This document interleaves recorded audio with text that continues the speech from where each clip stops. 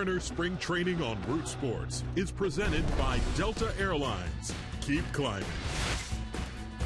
The countdown to opening day 2016 continues. The King will get the ball to start the season on the road against the Texas Rangers just 10 days from now. But first, he makes his third start of the spring in game number 26 of Cactus League play today, as the Mariners host the Chicago White Sox at the Peoria Sports Complex in the Valley of the Sun. Hello, everyone. I'm Jen Mueller alongside our senior baseball analyst, Bill Kruger, and we'll do our best to bring you a little sunshine today. I think we could use that. Oh, you think? Wow. Yeah, we'd love to be down there. I was trying to be a little understated with it. Bill is taking a different tact, but let's talk about bright spots, Bill, and the people that you have seen up to this point. Who has stood out to you in that Mariners clubhouse? Well, there have been a number that have had good springs, but the guy that stands out to me, and I have to admit bias, because I saw him last year in September and he was terrific, is Sean O'Malley. He's hitting .471. He leads the team in stolen bases. He has 5 extra base hits. He plays all over the field with reckless abandon, gives the team some toughness and energy. Well, and he did provide a big spark at the end of last season. We all had a chance to see that one, and he's one of those familiar faces in the clubhouse, at least among all of those new guys. For more on who's made an impact this spring, we connect with Mike Flowers and Dave Sims in Peoria. Guys. All right, Mike, let's talk about some of the new guys, and been a lot of new players in this camp. Let's talk about the position players first. Who's jumped out at you? Well, I think I've liked what I've seen from Ionette. Everybody's hoping that he's going to have a bounce-back year from where he did last year, and I think what we've seen is his at-bats have been very good. I like what he's done behind the plate, too. You and I have talked about it a number of times, keeping the ball in front of him. Martin has been impressive in center field. Covered a lot of ground, has a strong throwing arm, so you have to like what you see there. Aoki, just what we thought. He's going to get on base a lot. I think overall, when you look at the new guys, Adam Lind, the job that he's going to do, especially against right-handed pitching, you have to be excited about it. Luis Sardinas is right there, too, as a new guy. And, man, he's been sensational. On the pitching side, some of the new faces. Well, I think right now it still goes down to the bullpen for me, and we've talked about it a lot. Cishek the other day looked really good after having a few issues health-wise. He looked great, so he's ready to go. But it's still the other part of the bullpen. Charlie's not going to be there at the start of the year, so we have to figure things out. You know Nuno's going to be out there. Can Montgomery be the other left-hander? Still trying to figure out who the last few righties are going to be. Guaipe has thrown the ball well. That's good to see. But the bullpen for me right now is something we're going to have to watch, and I don't think they're going to decide on it until they get down to the last few days. Now, here we are, late stages of spring training, still trying to find out what some of these new guys can do, and other guys have really done a terrific job establishing themselves. Yeah, I would agree. Thank you, guys. Decisions to be made in the bullpen, not nearly as many decisions to be made in the rotation, especially where Felix is concerned. It is Happy Good Friday, and it's also Happy Felix Day, which brings us to our Lexus pitching matchup. Felix Hernandez against lefty Jose Quintana. Bill, what do you see in this matchup? Well, I don't know if the matchup really matters, but for Felix Hernandez, it's his third regular Cactus League start. Last time out, only 1 run, 3 hits over 4, and he struck out 4. 57 pitches. I think the goal today, pitch well and try to get to 75-80.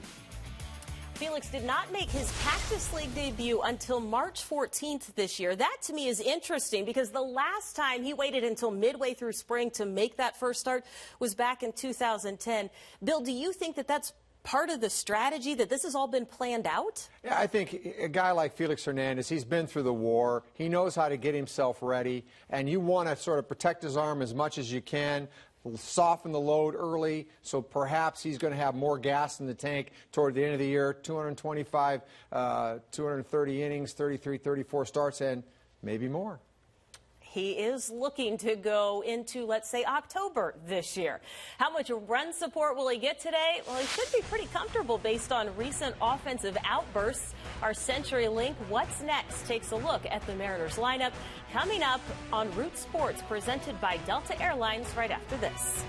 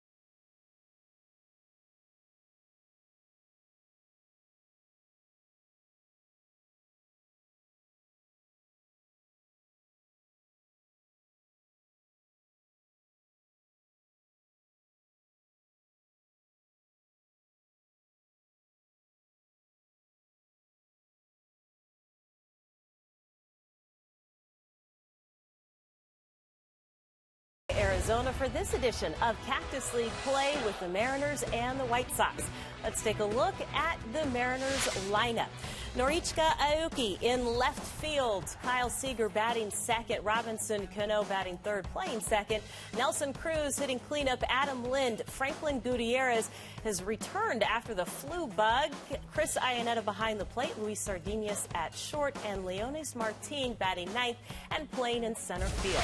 Welcome back to Mariners Spring Training presented by Delta Airlines. And Bill, as we get closer to the regular season, there is one thing that we don't pay very much attention to when it comes to just routines of players, and that's when it applies to starting pitchers. And I'm curious, what happens in between starts that we don't usually get to see?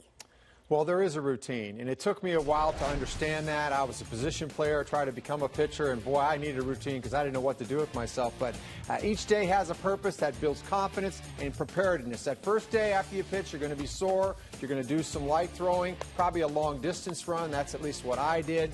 Day two, that's your day you're going to work off the mound. You're going to have a bullpen session, work through all your pitches, the workload depending on how much you pitched in that previous start or where you are in the season. Probably some type of running will also be on that day. The third day, you get a harder workout in away from the mound. Long toss, legs. Fourth day, a light throwing session. And, of course, each and every day, Jen, you're taking a good hard look at your opponent. And hopefully there's a left-handed pitcher in there somewhere where I can steal some intel from the team that we're going to be facing. Well, and it's probably a little bit different when you get to the regular season. That becomes a little bit more helpful. How much does it differ from spring training to the regular season? Well, spring training is a build-up. So you're going to be on the field every day. You're going to be doing some throwing, going through drills, PFP, etc. And you're probably not going to be pitching on your fifth. You're more or less going to be pitching on your fourth day, at least until you get toward that 75, 80 pitch mark. Then you're going to start to fall into that fifth day, hopefully get to 90-plus before the season starts. That is a little bit of an insight of what Felix Hernandez is going to be going through the next few days because he is on the mound today. We need to get you out to Peoria now and connect with Mike Flowers and Dave Sims on the call. Hello, guys. Jen, how are you? Good afternoon, everybody. Thanks for joining us here at the Peoria Sports Complex. 81 degrees, gorgeous, good crowd here. The berm filling up by the minute as it did a couple of nights ago. The King on the mound, Felix Hernandez, his third start, an 0-1 record, of 5.68 ERA. And Mike, it's going to be interesting to see if the White Sox are as aggressive against Felix in the first couple of pitches of each bat like we've seen his last couple of outings. No, you're absolutely right. And for Felix today, it looks like he's going to go about 5 innings. In his last outing, I thought he was exceptional. Wanted to work on his fastball command, but he's had an excellent curveball and changeup throughout spring training, and he was able to get his fastball down his last outing, which he was happy about. Adam Eaton leading off for the White Sox and fouls that off. Eaton in left field today, played majority of his games last couple of years for the White Sox in center field. Good table setting player. 287 batting average with 14 homers, 56 runs batted in last year. Home plate umpire today, Chris Siegel, working with Quinn Walcott and Carlos Torres, just 3 umpires today. Mike, the last 2 games, wild. Yesterday over in East Scottsdale, 10-8 Mariners over the Rockies. And Chapter foul, of course, the night before, 13-12 A's over the Mariners. 7 hours of baseball wrapped into about 21 hours for the ball club. Well, I think the good news with that is the guys have been swinging the bats. I think they're probably excited today. You mentioned it, 81 degrees, a little bit of a breeze blowing out to left, not the wind that we have seen the last few days. 1-2 to Eaton in tight, 2-2.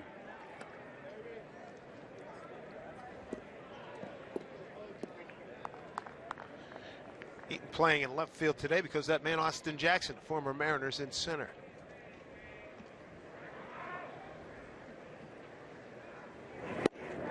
Strike 3 call. No protest from Eaton.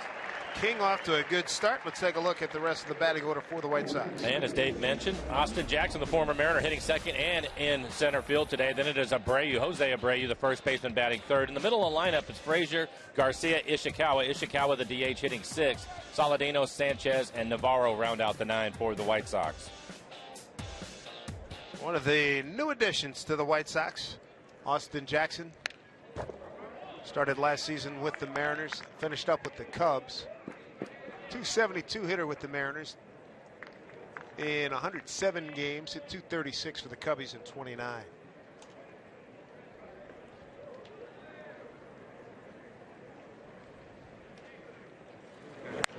Check swinging. Austin will be remembered for catching the final out of Hisashi Iwakuma's no-no last August. Humpback line drive in the left center field. Felix has got him 0-2.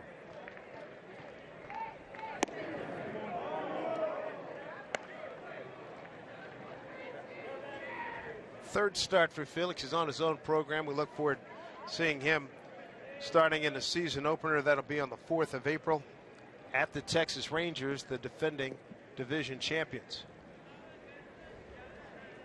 Experienced guys we talked about that first time, Mike.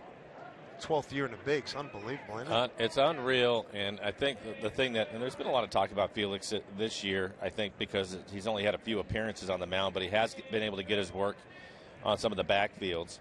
And I think more than anything, they're just trying to keep his innings down. Breaking ball, hit down to Seager. Kyle throws him out, 2 down. But the important thing, as you mentioned, it 12 years for Felix, and he's come up with his own program. And Scott Service, the first-year manager for the Mariners, decided to let Felix stay with it, and it's been working pretty well for him. I think that was a savvy move by the rookie manager. Yeah, I would agree. Mel Stoudemire Jr. on your left. Here's Jose Abreu. He is the big bopper in this lineup. Good spring, 366. 30 home runs, 101 runs batted in. Cuban expatriate down the line. That'll be extra bases. Big man stumbles around first, and he'll ease into second. For Abreu, his 5th double of the season. And Felix trying to get the fastball in on his hands. You can see the pitch. It's a good pitch. It's in off the plate. But a better swing from Abreu, able to keep that ball fair. More times than not when I can see the baseball out of play, too, so it will be a ground rule double. More times than not, you'll see hitters, they'll pull that pitch foul. Did you see the video of Cespedes the other day with the Met game? Ball went over his head, center field. It lodged under the padding. Hey, I can't find it. I can't find it. Guy circled the bases inside the park, home run. I did not see that. I saw the headline and I finally caught the video this morning. Here's Todd Frazier. Newly acquired third baseman. A lot of years with the Cincinnati Reds. Home run derby champion last year. 5 years in Cincy. 35 home runs, 89 runs batted in. Cano ranging to his left. Throws out Frazier. Good inning for Felix Hernandez and the Mariners in the first. 0-0 across for the White Sox.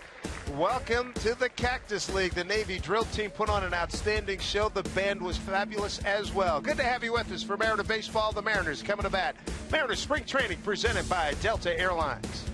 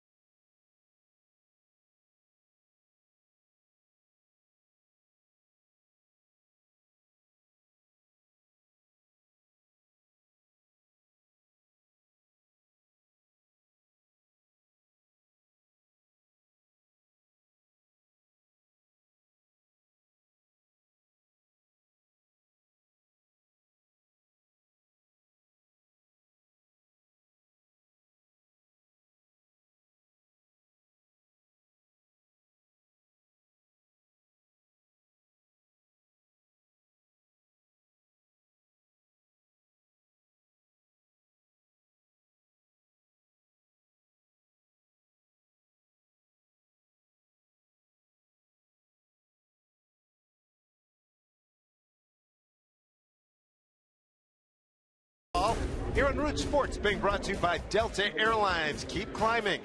And by Frontier Communications, provider of next generation Fios TV and internet. You get a great look at the Peoria Sports Complex Stadium.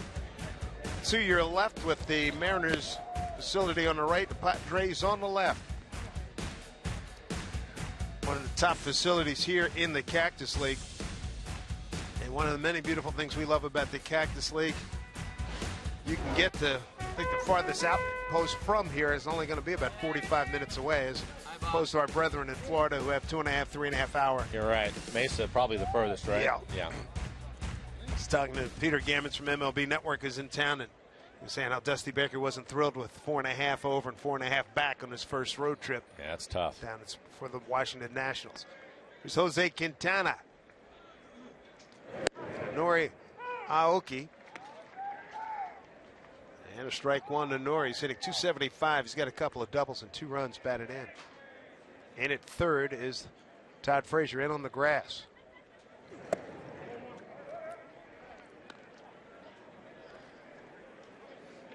This will be the third start for Quintana. 1-0 with a 5.40 ERA.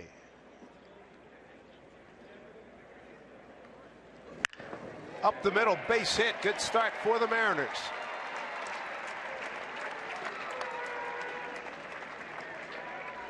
Aoki hitting .275 for the spring. Talked about it a few times. Off to a little bit of a slow start, as you can see him get on top of that high fastball above the belt and drive it back up the middle. Take another look at his swing. Big leg kick, but very little head movement for Aoki. A lot to like having him set things up in the lineup every day. Here's Kyle Seager. 308 so far with 2 homers and 10 runs batted in.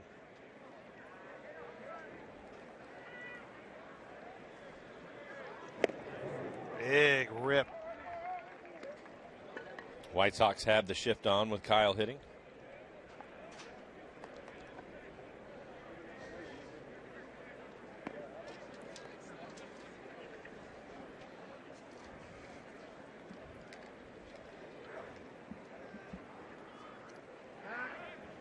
Aoki back safely.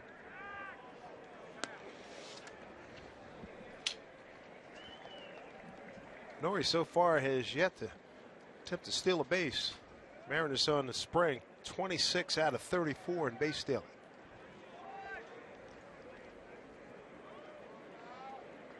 Here's steal one.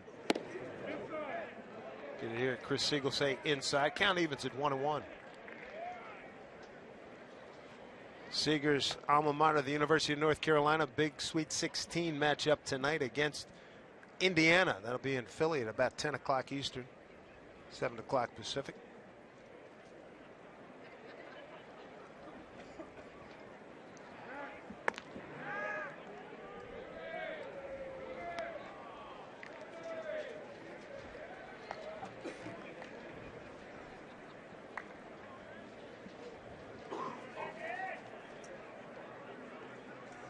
Quintana out of Arona, Colombia. Ball hit behind Casey Candell, the first base coach. Ball and 2 strikes. Quintana 9-10 last year with a 3.36 ERA, 32 starts. He did complete a game. In this day and age, Mike, when you look over in the CG column and actually see a number other than 0, it's pretty remarkable. It's rare. All the specialists out in the bullpen. Most managers want to get their starter through 6, maybe 7 innings. Runner goes, and Seager protects and fouls it off. Count stays at 1-2. Kyle has improved in an area of his game every year, and last year it was against left-handed pitching. That's where he really improved. Ended up hitting 13 home runs against left-handers. That was 3rd best in Major League Baseball.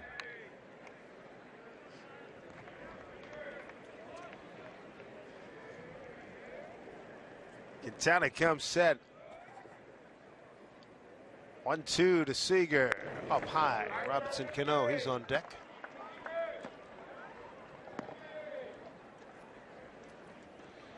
There's Robbie having an outstanding spring. And later on, we'll hear from him in the program. Revisit an interview we did with him Wednesday, talking about how the spring season's gone, and reviewing last season as Aoki gets back safely. Yeah, I thought you had a really good conversation with him. Thanks. Yeah. He's a good guy. I enjoy speaking with him. He had a lot going on last year. He did, and it was nice to hear him talk about that. Runner goes, and they got him picked off. Well, they're going to call a balk. So Nori clapped as he slowed down, and they're all over it. Well, we'll take a look at the move. Tried to go with a little bit of a slide step. I don't think he ended up. Yeah, that's too close to home. Yeah, good call.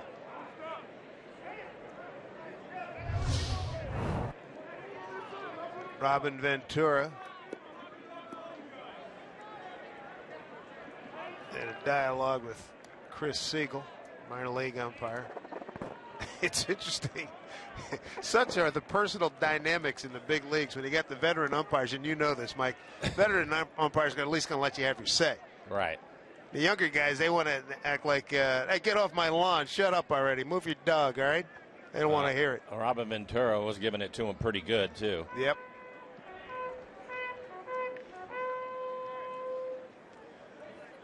But the old timers, as we've previously discussed, you've said enough. Yep. 3-2, Seager with a run-scoring opportunity here. And he chases. Ball goes back, and it goes over the screen. Strange inning. Oh, my goodness. It's been a strange spring. Oh, man. Strikeout, wild pitch. Seager in first. Over to third is Aoki. How about that, huh? Not sure what it hit off the catcher, maybe off of his foot. It bounces all the way over the screen. It got some height. We'll take a look at it right here, off of his glove, off the side of his glove. Well, nobody was more surprised than Deanna Navarro, who's a veteran catcher. A good setup here for Cano, first and third.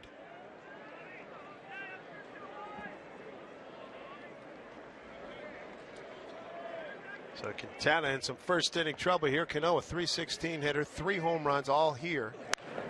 As he fouls it off. Strike one. Driven in 8 runs, a double and a triple to his credit.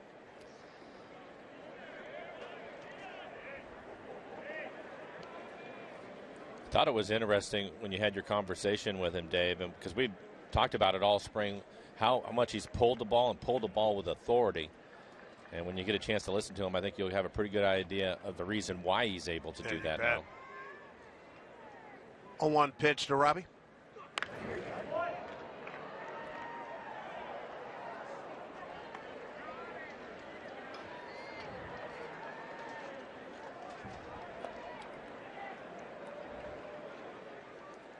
Seven more games left after this. Get into April, and then it is for real. They all count. Here's the 0-2. Lay it off. Pitch in the dirt.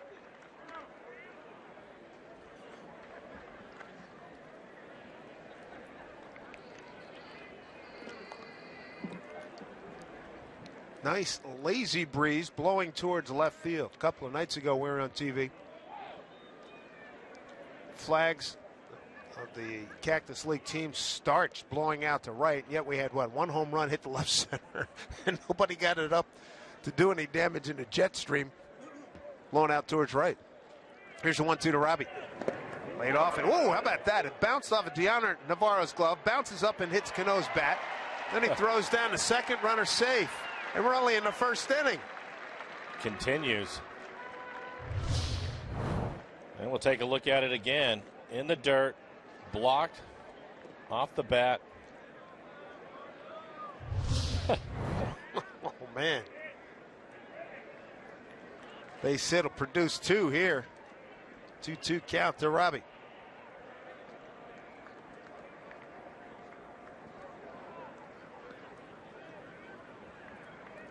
Playing Cano straight up in the infield. Shading a little bit towards left in the outfield. And he takes a called third strike. Robbie was called out on strikes in yesterday's game in the 4th inning by Alfonso Marquez, and he had a few words for him. He spared Chris Siegel. There's one away. And it brings up Nelson Cruz. And I mentioned earlier, Kyle Seager with 13 home runs against left-handed pitching last year. That was 3rd. This man right here was number 1 with 14.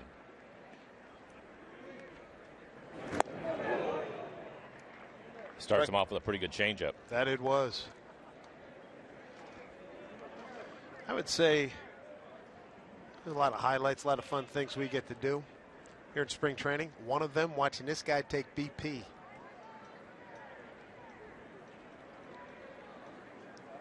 And try not to be driving around on the outer limits of the field with any kind of vehicle, golf cart or automobile. Because you know what? He can reach you. He can reach you. Over the screen, everything.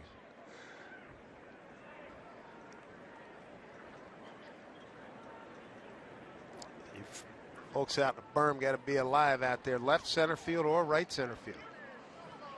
Mariners threatening here. 1 out, 2 on. Hit hard, but foul. And without a glove, the good thing to do is run away from that hooking line drive. If you can. Yeah.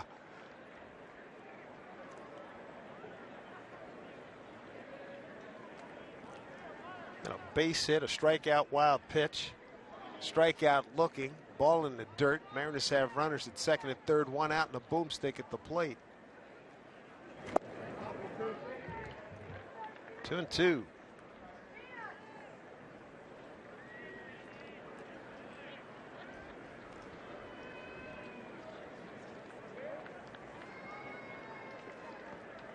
Another sensational year for Cruz. Last year he hit .302. He's one of the best power hitters in the game. .302 batting average. Here's a 2-2 pitch. Muscles that one foul.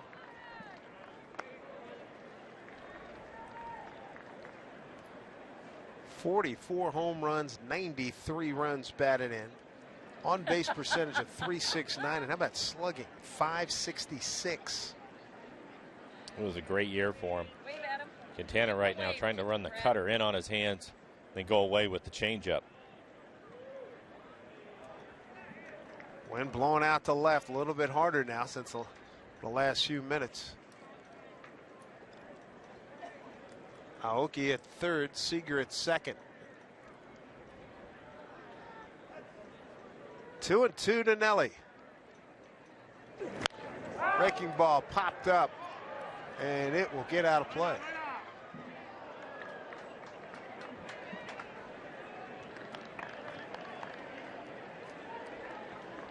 Struggle for Robin Ventura last year, 5th year with the White Sox. 76 and 86, 4th place in the American League Central. They had one winning month in July. They went 16 and 10, and they had one day where they were over 500. That was back on May 18th last year. They were 18 and 17. And they had to build like crazy to get to that. 2-2 to Nelly. Worked inside, count runs full. Quintana having to throw a lot of pitches here in the first. 22 pitches for him so far. Adam Lind on deck. He's got 2 home runs, 1 against a lefty this year.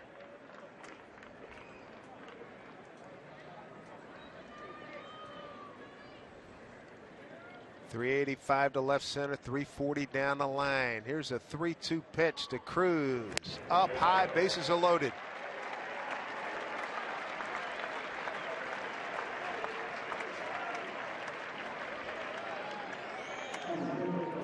Real good opportunity here for Adam Lind.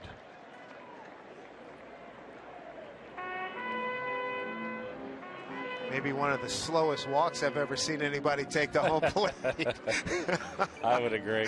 He looked like he was at high noon or something, ready for a shoot 'em up or something. Man, oh man.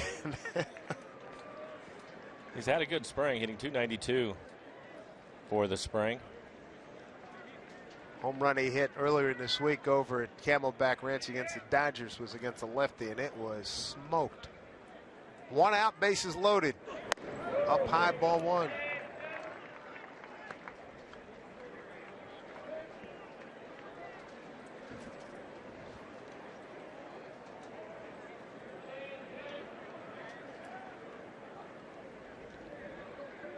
Nowhere to put Adam Lind. Quintana's going to throw a strike.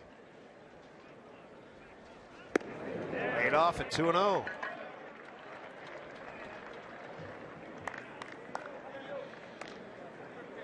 So with the lefty on the mound, how many times might we expect Mr. Lind to be in the lineup during the regular season? I think we'll see him probably quite a bit early in the season, and then I think it's up to him depending on how well he does against the left-handers. We know that he's going to crush right-handed pitching, but if he can make some things happen against lefties, I think that they'd rather have him in the lineup. So we'll see. Career Lind, 293 against righties, 213 against lefties with 21 homers. 145 home runs against right-hand pitching. He's ahead 2-0. High drive, deep right field.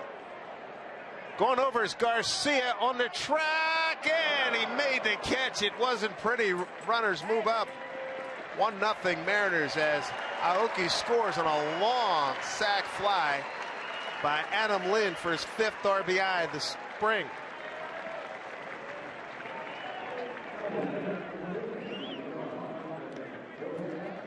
It's a towering fly ball out to right field, and Garcia, the right fielder, I think he was struggling with the sun out there. As you take a look at a high fastball, thought maybe he had enough of it to hit it out of the ballpark, and you can see Garcia ranging over.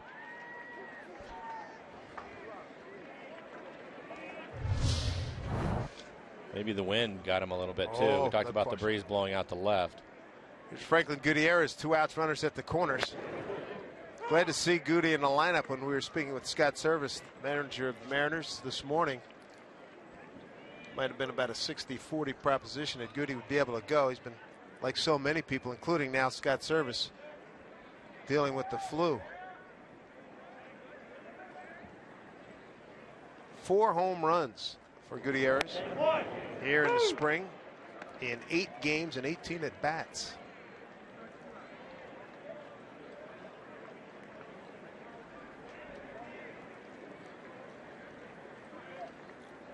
Oh, 0-2. Mariners had a lot of big 0-2 counts yesterday and delivered hits and RBI singles early on in the game yesterday against Colorado.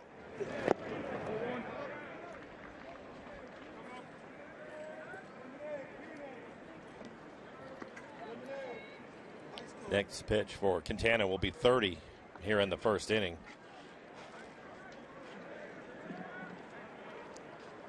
At that point in the spring where managers would like to see most of their starters go 5-6 innings. 1-2 to Goody. 2 out, 2 on. Didn't chase.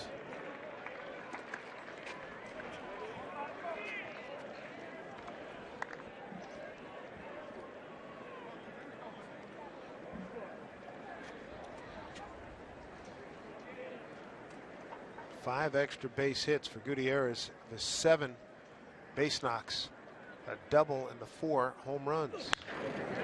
Ground ball to the shortstop, booted by Saladino, and everybody's safe. Run scores. 2-0 Mariners. Tyler Saladino at shortstop. The veteran Jimmy Rollins with this ball club, and said to be, they expect him to make most of the starts. Routine play goes right off the heel of his glove.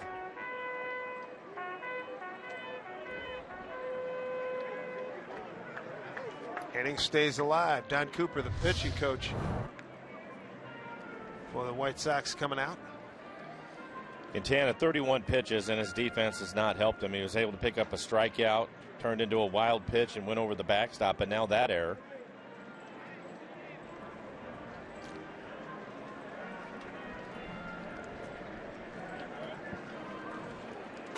2-0 first inning lead. Quintana in trouble and is going to face a hot hitter now, Chris Iannetta. Iannetta so impressive in Wednesday night's ball game. Was an 0-2 count first inning, delivered a 2-run double, 1-1 count in the second inning, and drove in 2 runs with a single. That was in the game against Oakland on Wednesday night. Very impressive. 346, 1 homer, 9 runs batted in for the Mariner catcher. We were talking about him on Wednesday, and he's a guy that throughout his career has been a high on base percentage catcher, and last year was a down year for him, so everybody's hoping that he can get things turned around. Saladino, another opportunity here, throws across to get Iannetta, and that'll do it. Mariners send 7 men to the plate. 2 runs on 1 hit, and Aaron leave a couple. Yep, happy Felix to everybody. 2-0 Mariners as we head to the second Mariners spring training presented by Delta Airlines.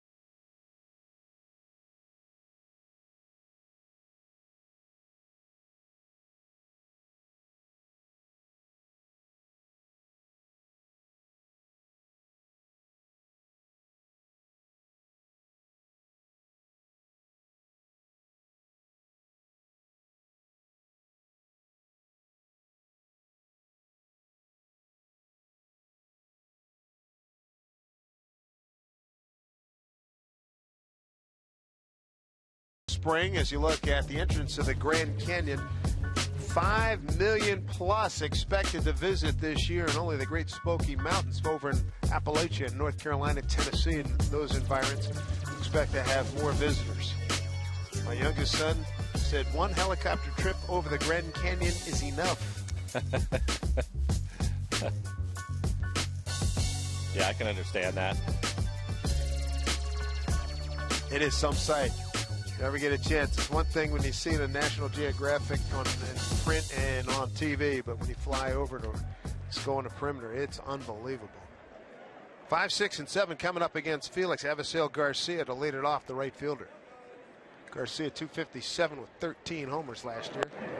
Breaking ball for a strike. White Sox coming off a 6-5 loss to the Angels. They have won 5 of their last 7. Sharply hit through the hole, base hit. So Garcia is aboard to lead off the second. Make sure you join the club as a Mariners season ticket holder when you purchase a 20-game plan. You can choose from one of 4 pre-selected options or enjoy the flexibility of customizing your own plan. Either way, you're going to save up to 40% over single game prices. More info at mariners.com/16. 2-0 Mariners in the second. Felix to face the pride of Federal Way, Washington, Travis Ishikawa, DHing today. There's Travis. A couple of tours of duty with the Giants. Been with Pittsburgh. Big moment in his career in his second tour of duty with the Giants in 2014, a Game 5 League Championship Series clinching 3-run homer to beat St. Louis.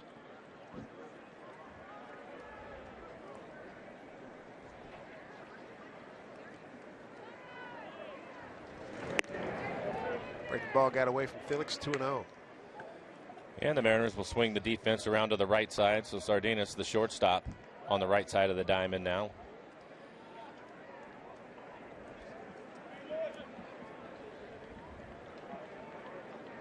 See a third baseman, Kyle Seager, basically at the shortstop position. We're in line for a 6-5-3 double play. Ball gets hit to Sardinas. 2-1.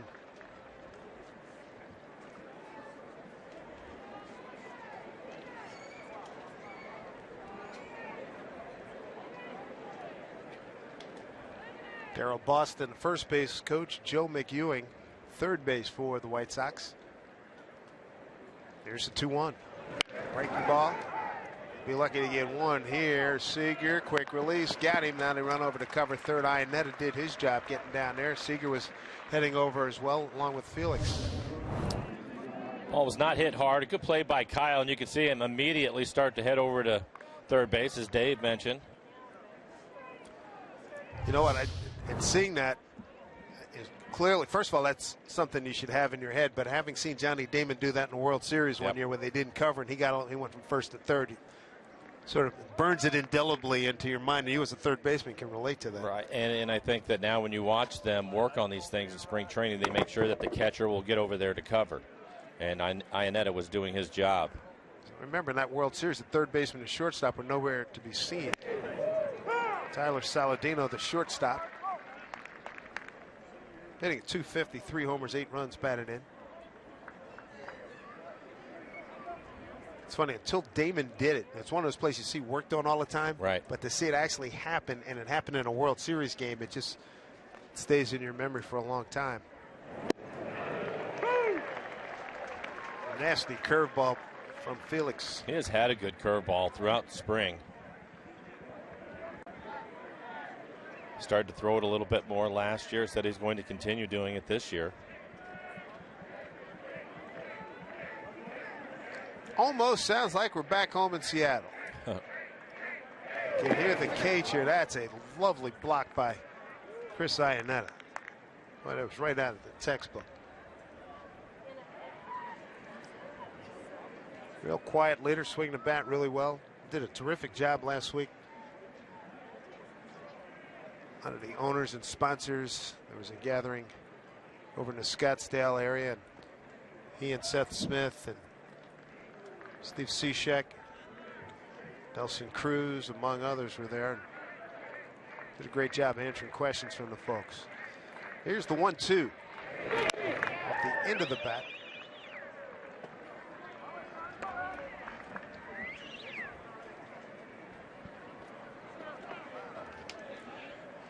Mariners will see the Sox in Seattle July 18 to 20, and then be in Chicago August 25 through the 28th. 1-2. Mile high, pop short left field. Sardinius takes control. Aoki was having some trouble with it. 2 outs. Mentioning going to Chicago, we get bonus coverage this year, Mike. We go to Chicago twice. Yep. Because playing the Cubs in late July. It'll be the 29th, 30th, and 31st of July. 2 outs, 1 on for Carlos Sanchez, the second baseman. Just a .224 hitter last year in 120 games. Another good block by Iannetta. He too a North Carolina alum, University of. You mentioned his 3 hits on Wednesday, but he really did a good job of this right here, keeping the ball in front of him. It was a long game, and he had to catch a lot of pitches, but a number of them in the dirt. Everything stayed in front of him.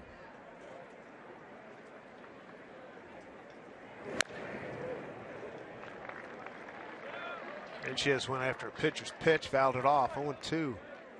Another good changeup from Felix. 86 miles an hour. Get good bite to it. I think he's had a good changeup and curveball all spring. Fastball command at times has gotten away from him. 2 outs. Felix ahead 0-2. Slap foul.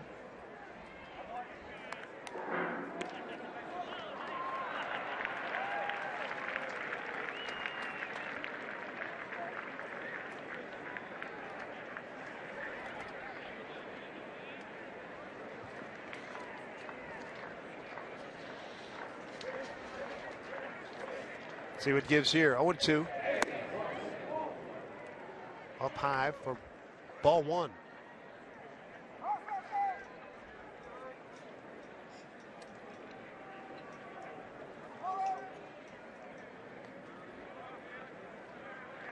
White Sox in a tough American League Central.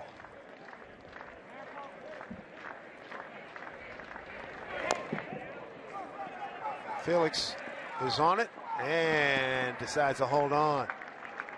An infield hit.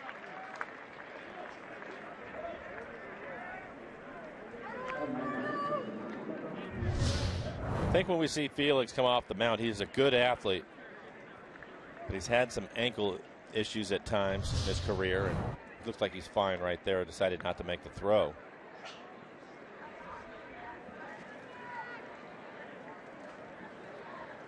Nine-hole hitter, the catcher, Deanna Navarro.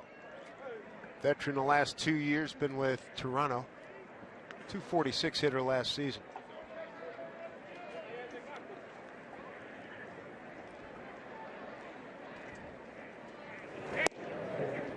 Strike one.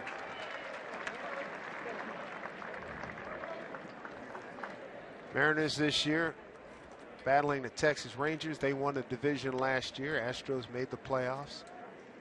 Angels, they won 85 games last year. The Mariners won 76. Anxious to see that race in this American League West division. Over into Central, Kansas City won it all. Minnesota had an outstanding year with 83 wins. Cleveland knocked on the door late with 81 wins, and the White Sox and the Tigers brought up the rear in that division. You look for Detroit to make a jump here? I think so. I think that they will. You? I think that they got their position pretty well to do it. Very disappointing to see for them in Detroit. Obviously, 74 wins last year. Injuries. They had Verlander fell off. Wound up trading Cespedes. Cabrera only played 119 games. That's a problem.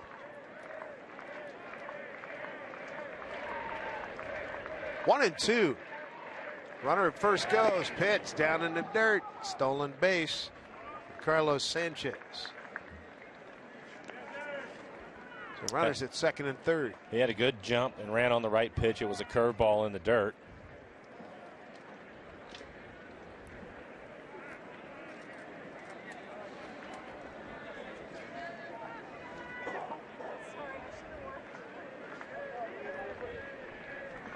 Two balls, two strikes, two outs, two on.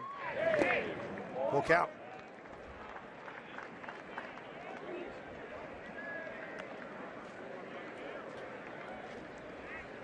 Navarro, pretty good numbers here for his spring performances. 389 with a homer, 4 runs batted in. Top of the order, Adam Eaton. Eaton's on deck.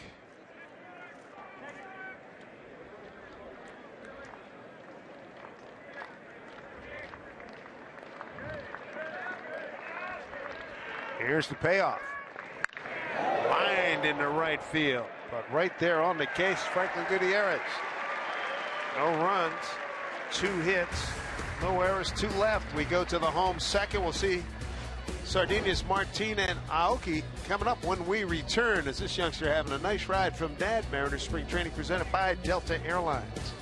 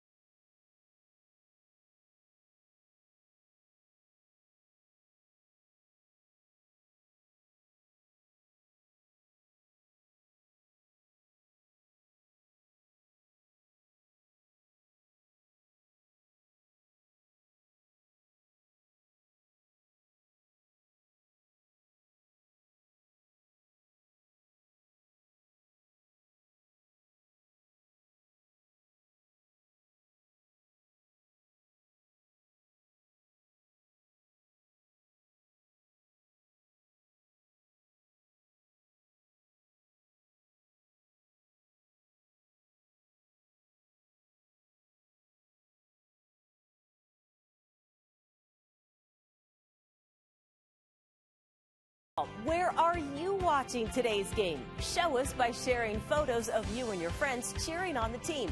Use the hashtag #WhereIRoot on Facebook, Twitter, or Instagram, and you could be featured on air. Just like Mariners fan 05, who got this great shot of Nelson Cruz and Robinson Cano. There's still plenty of time to submit your photos from today's game. You could be next, but right now it's back to Dave Sims.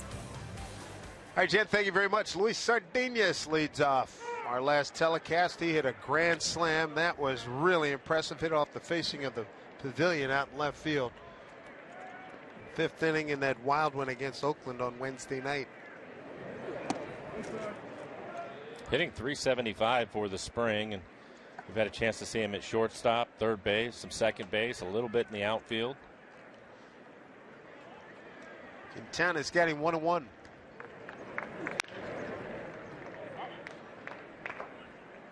Ball and 2 strikes. Sardinas, Leonis Martin, and Nori Aoki coming up here. 8-9-1. The Mariners second.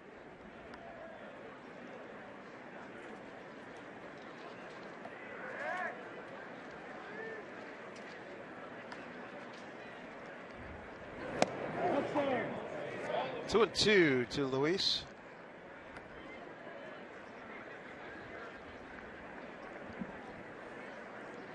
Mariners missed Chris Sale by a day.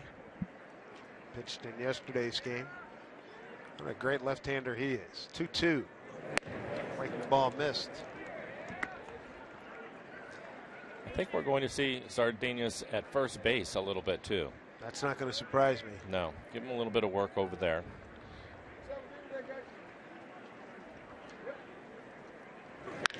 Hit foul. It's interesting. Scott Service talking about Dae-Ho Lee.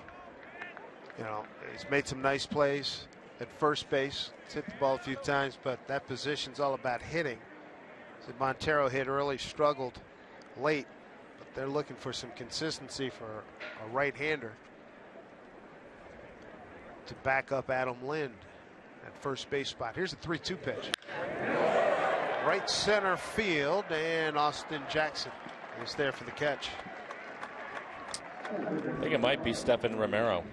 Romero's had a really good spring. He swung the bat well. And he's looked good at first base. Good athlete, moves well. His service said none of these guys are going to win a Gold Glove, but he said Romero can more than hold his own. They talked about Dae-Ho Lee, the big Korean. As we look at Leonis Martin, he said a lot of adjustments to make. You know, they hadn't seen the league. It's a tough spot. Martin hitting at 184. It was a delight to watch him work with Casey Candell today during batting practice. Casey, behind the screen at third base, is hitting fly balls to Leonis. Here's a fly ball left field to Eaton. Leonis in center field, and he was working on his arm. And Mike, and you saw it, he was throwing seeds from center field. They couldn't have been more than 4, 5, maybe 6 feet off the ground, right on a line. Head high, perfect one hop to Kyle Seager at third every time. And Casey was working him pretty good. It was impressive. 2 outs back to Aoki. Single to center and scored in the first inning. Look out.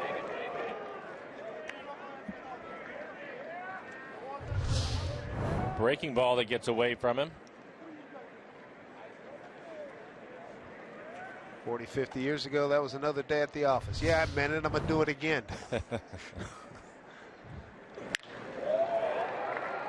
Jackson with plenty of room. I know he did drive it pretty well. 1-2-3 inning for the Mariners in the second. Mom and the kids having some fun here. 2-0 Mariners. Mariners spring training presented by Delta Airlines.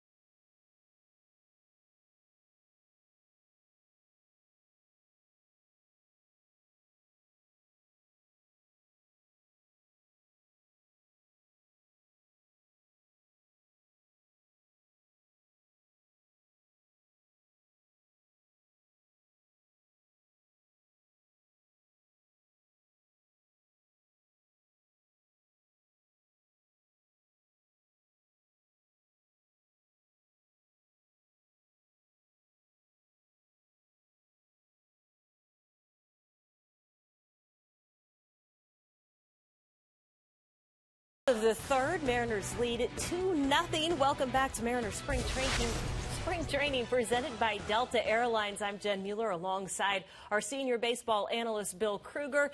And Bill, Felix is making his third start of the spring. I'm curious, what do you make of his performances up to this point in the spring? Well, I think he's had a good spring. Even the first start against Colorado where he gave up 3 runs, he was 12 of 14 first pitch strikes. That should tell you an awful lot. Then he pitched very well against Arizona. He gave up 3 hits and a run. And today, he's so today in Felix standard. Good curveball, throwing a lot of them. Changeup hasn't been real good, and fastball velocity seems to be down. But again, it's Felix. The bright lights aren't on yet. Well, and Mike Blowers, in talking to Felix in Peoria, I know that he has kept his off-season routine the same. What have you noticed kind of year after year about how Felix treats this point of the season? Well, I think one thing for Felix, he always comes to camp in great shape. But I think right now, I talked to him the other day, and I was asking him, and Bill mentioned he's throwing a lot of curveballs today. I asked him if he was going to work on anything in particular, and he said no. He said he feels good. He's going to go out and compete. Again, his big thing has been his fastball command. So unlike a lot of other pitchers that maybe will have a pitch or two that they want to work on, Felix typically will go out. And I think part of it is because he gets such a late start in spring. They hold him back, as Bill was talking about earlier, that he just wants to get after it. And I think for him, overall, he looks pretty good. And Bill mentioned his fastball velocity down. And my guess would be that is something that we can see. And he'll be closer to 90 to 92 by the time the season starts. Well, and Bill, how much is there for Felix to work on at this point? Not just in the spring, but in his career. He's done this a few times. Well, to be great, you have to work hard. You've got to constantly be pushing the envelope to get better. I think the curveball has been a pitch that has really become a big part of his arsenal. We saw him step up with that pitch quite a bit last year. It's not only a great strikeout pitch, it's a speed separator. It's a zone separator. His changeup and his fastball are so close to one another. The curveball is a really important pitch, and I think he's starting to realize how good it is, and it can make his fastball better on a bad fastball day. And he has got 2 outs in the inning. We'll turn it back over to Dave Sims. And Dave, can we agree that we should have a vote on the facial hair that Felix has this year? Mr. Cruz is already on board, and I would say he's in the Ixnay column. But that's, hey, to each his own. It's a generational thing. I've learned to live with it. Nelson Cruz, when Felix got in, what was he thinking? We heard Bill talking about his curveball, and I was talking to Felix about that, and he told me that he went back to his curveball because he felt that he wanted to give the league something else to think about and not look for his changeup as much. And he said for him, he'd gotten away from it for a few years, decided to throw it last year, and it was a good one right away, so he decided, I'm going to continue to use it. I think the league hit just 133 off of his curveball last year. Here's Abreu, ground rule double. First time up, 2-0 count. Breaking ball hammered into the gap. Abreu slams on the brakes. You can hear Darryl Boston right here. Where are you going? 2 for 2 day for Jose Abreu. 2 out, 1 on. Big plans to take in a Mariners game with the whole family at Safeco Insurance Grand Slam Family Package Nights. Select tickets include a hot dog and Pepsi at one special package value price. Check out a list of this year's events when you visit mariners.com. Oh, great fans on the berm as you look at Todd Frazier. Got a 5-game hitting streak working this spring. Toms River, New Jersey, part of a Little League World Championship years ago. Same general area where Jerry DiPoto, Mariners general manager, is from. Bruce Springsteen country.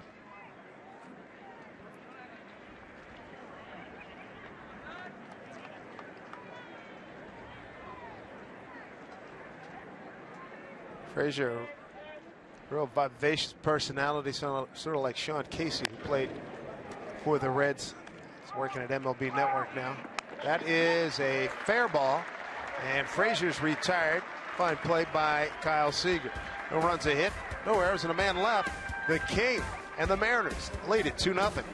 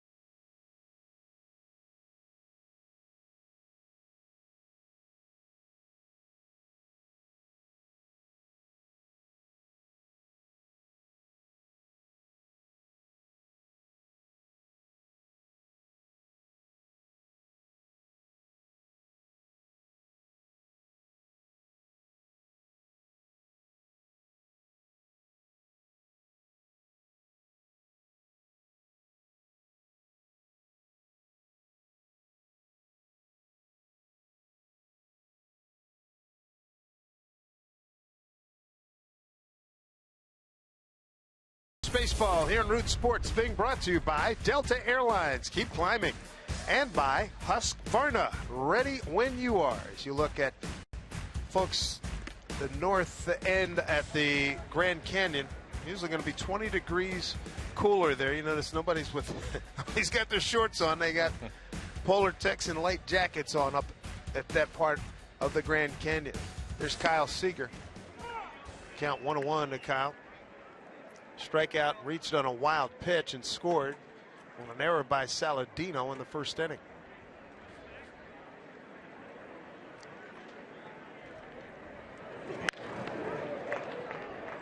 One and two to Kyle.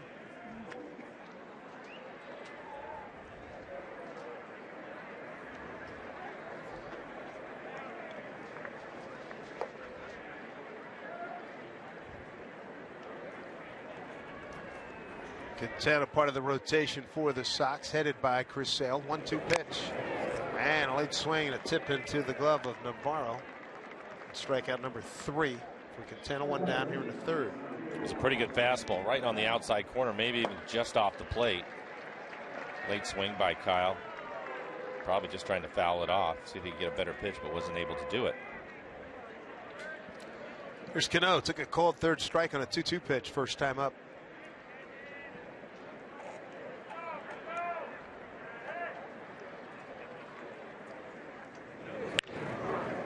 So it popped up. Frazier, foul territory, 2 outs.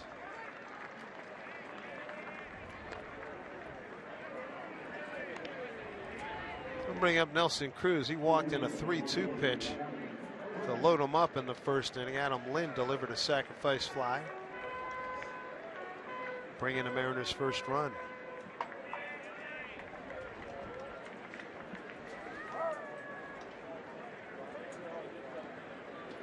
Ellie real proud of his Mariner commercial, his auto glass commercial. He did a good job with that. Yeah, yes, he did. He said he wants to get as comfortable and as accomplished as Felix is at doing Mariner commercials. Felix has had he's got a little bit of a head start on him.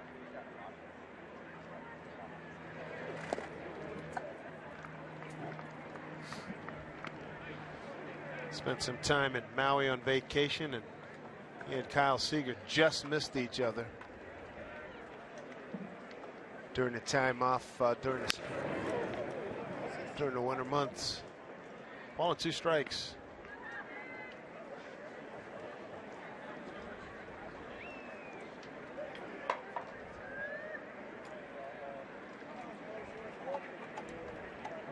One and two to Nelly. Ooh, he went fishing. 1, 2, 3, third inning. And Super Mariner fan, the real Tom Bentley in the house. What do you say, Tom? 2-0. Mariners spring training presented by Delta Airlines.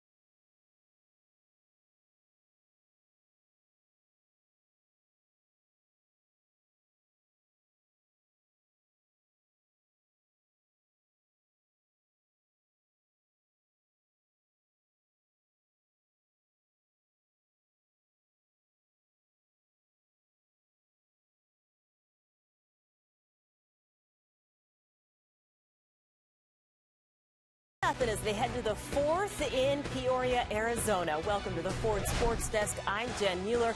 And yesterday, Seattle Sounders announced the signing of forward Herculez Gomez. The 33-year-old joined Seattle following an extensive career in both the U.S. and Mexico, including a one-year stint with the USL Seattle Sounders in 2003. The U.S. men's national team veteran has 24 international caps and 6 goals in international play. Gomez is being added to the Sounders FC roster pending receipt of his international transfer certificate. Back out to the ballpark now, Dave Sims and Mike Flowers. Thanks, Jen. Felix in his third and final start of the spring before opening up the season in Texas. He's got 5, 6, and 7 in the order for the White Sox. And first pitch strike to Avisail Garcia, who lined a single to left. That led off the second inning, and he was eventually moved around to third. But Felix shut the door. Spiked that one, missed badly, 1-1.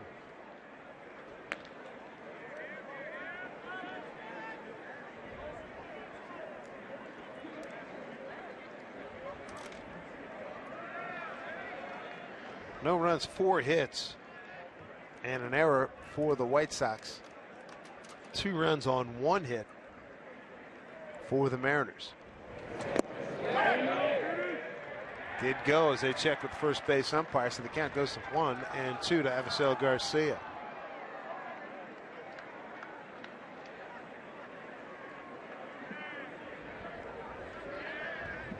Things have calmed down markedly with the White Sox after the Adam LaRoche and his son story from about a week, 10 days ago. It certainly created a lot of headlines in the baseball world, with LaRoche wanting to have his son with him every day at the ball club, as he has the last several years, last year with the White Sox and prior to that with Washington. I think he had it in his contract. Yep. Up the middle, here's Cano. Just got him.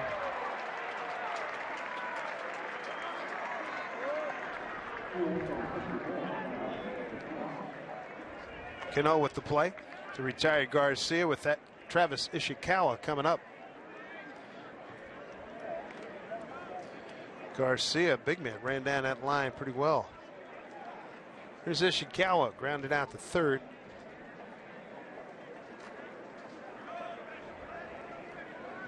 Shift on against him. Fastball outside for ball 1.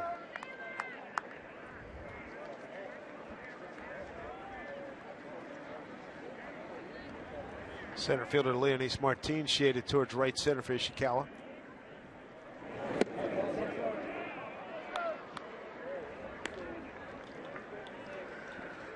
Bill Kruger, want to get your thoughts on last week's big story with LaRoche and his son and the White Sox. What did you think of those developments over at Camelback Ranch? It sort of seems like the devil's inside the details, don't you think? A real issue of top-down communication, and it's pretty hard to try to decipher exactly what, because we all know, and Mike, you've been around lots of camps and lots of clubhouses, and kids today are more a part of it than ever, and usually that's made pretty clear when they can be there, and you would think that would have been the case in Chicago, and it's hard for me to really say exactly what the policy is, and obviously the lack of communication, a break in the communication, and Adam LaRoche just had enough. Bill, do you think that part of it, or had an impact, was the fact that Adam last year hit a little over 200? In other words, if he had gone out and had his normal type of year, do you think anybody would have said anything? Like this is some sort of a, push the buttons on him, and maybe he decides that he doesn't want to play anymore because he had such a rough season. I honestly, I don't know. He didn't have a very good year. There's no question about that. And you almost wonder whether or not he really had the kind of intestinal fortitude to sort of fight through that slump and want to continue to try to rise his game again, right? That his priorities kind of got realigned, and he'd had enough of professional baseball. He'd certainly made enough money, if there ever is such a thing. There's Ishikawa lining one. Base of the fence, right field. Goody will get it back in, and Ishikawa into second with the double with one out. With the LaRoche situation, they've pretty much put a capper on it. But clear to my mind, it would seem that somebody on the ball club must at some point said, you know what, there's a lot going on here. Is it really a proper place to be bringing in a kid full time? I mean, every now and then, but full time every day? I think that what Bill said right at the start of it, I think there was a breakdown in communication along the way. And the situation to me, if Adam really wanted to play, there had to be a compromise there. And that just comes through communication. And it seemed that it was certainly lacking. And that's the reason why the whole thing ended up blowing up. And that's the reason why Adam's at home right now. Yeah. Well, and I like what Bill said, talking to some White Sox people, said the same thing. I mean, he's made his money. He had a good career, 12-year run in baseball, a .260 career. Had a really good fielder with Atlanta, Pittsburgh, Boston, Atlanta again, Arizona, and Washington, and Chicago. He had a run.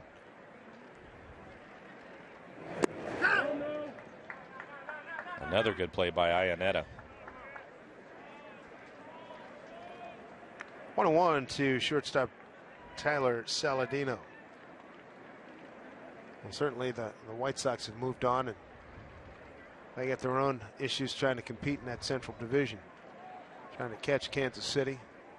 Get Zimmerman joining Detroit. That's going to make that team a little more interesting. 1-1. Foul.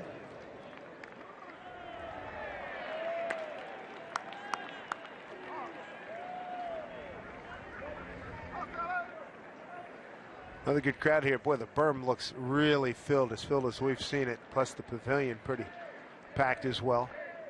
Spring training games, the home games here at Peoria starting to wind down. 7 more spring training games in total for the Mariners after tonight. This afternoon, the Saladino goes down swinging for out number 2. Felix's second strikeout. First swinging, and there's 2 away here in the 4th. And he gets him to chase. It looks like his changeup, and it is his changeup.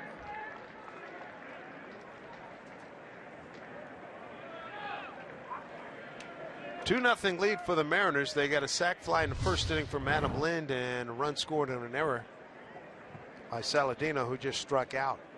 Brings up Carlos Sanchez. A swinging bunt, base hit in the first in his first at bat. Also stole second.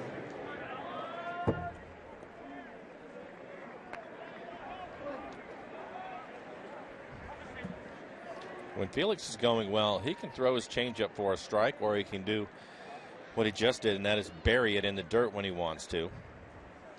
There'll be a lot of strikeouts on that pitch in the dirt.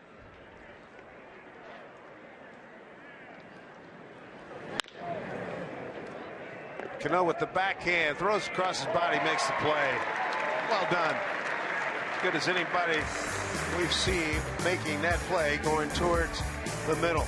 Runner stranded. Mariners lead 2-0. Mariners spring training presented by Delta Airlines.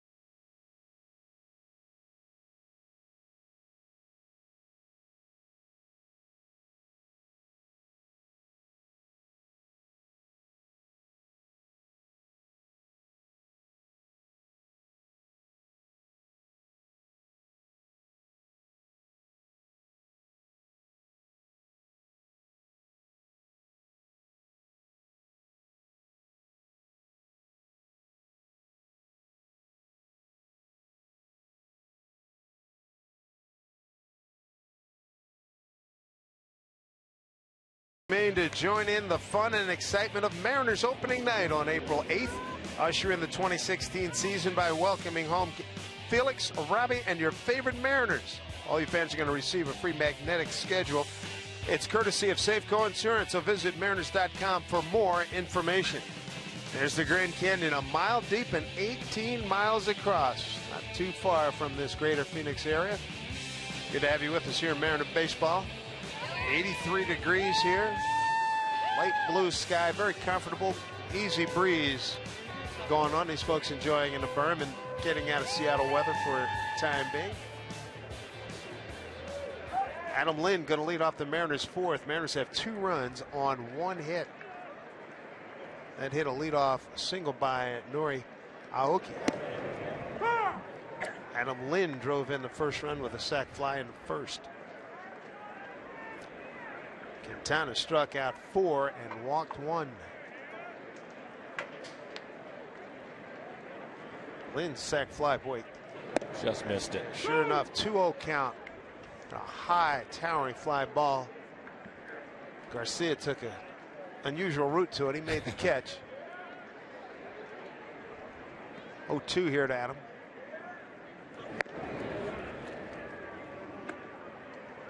Adam Lind, Franklin Gutierrez, and Chris Iannetta, 5, 6, and 7 in the Mariner order.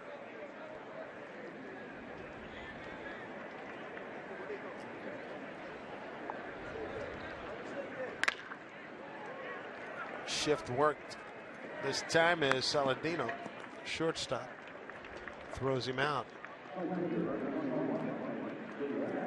Now bring up Goody. Reached on an error by Saladino in the first inning.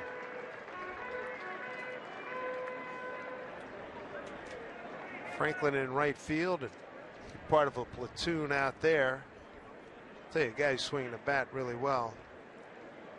Seth Smith. Yes, he's hitting he at is. .548. He's 17 for 31. He's got 24 total bases, 7 runs batted in.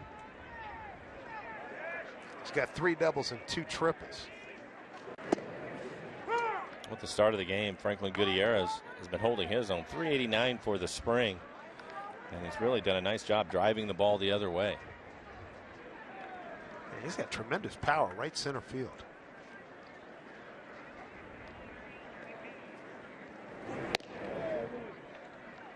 Certainly one of the great moments he had last year, the pinch hit grand slam late in the game in Detroit.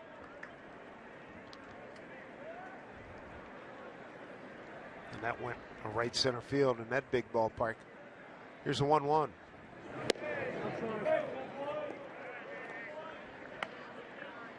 Goody's ahead in the count.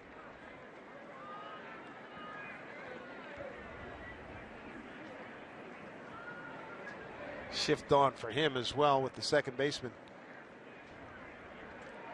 to the left of second base bag. 2-2.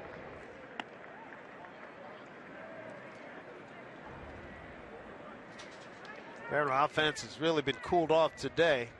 Banged out 10 runs, 18 hits in yesterday's win at the Rockies, 10-8. And the night before here at Peoria, 12 runs on 13 hits.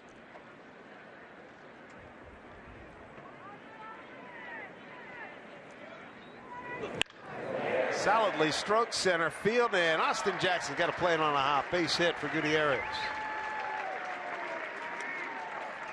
Second Mariner hit. Hits a fastball trying to go to the outside corner. You can see middle in. Good example of the inside out swing. Solid line drive to center field. Goody's day is done.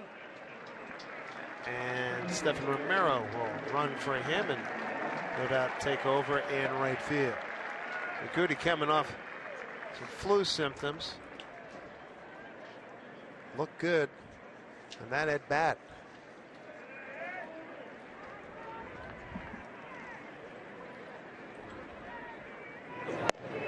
Iannetta. Chris looks at ball 1.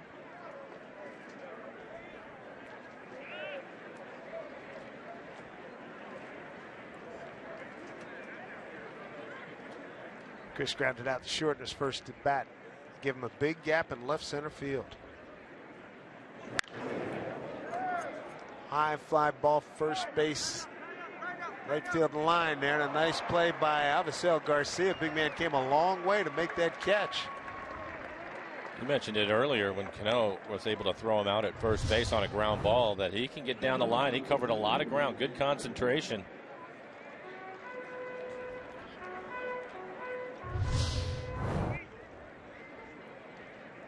Two outs, one on. And I'll bring up Luis Sardinas.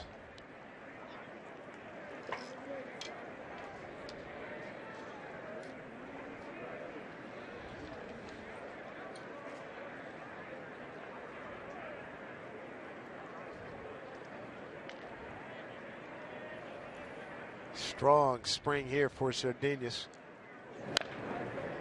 Fouls off an off-speed pitch, strike one. Lined out to center in his first at bat.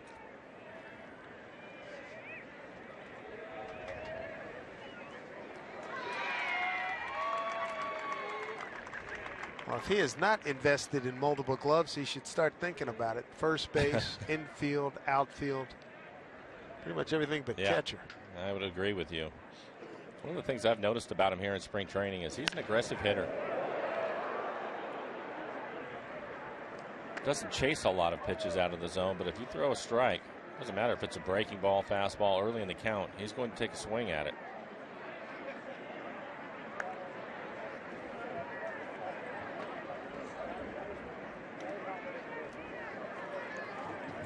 Mariners trying to get something going here with 2 outs, 1 on here in the fourth, a 2-0 lead.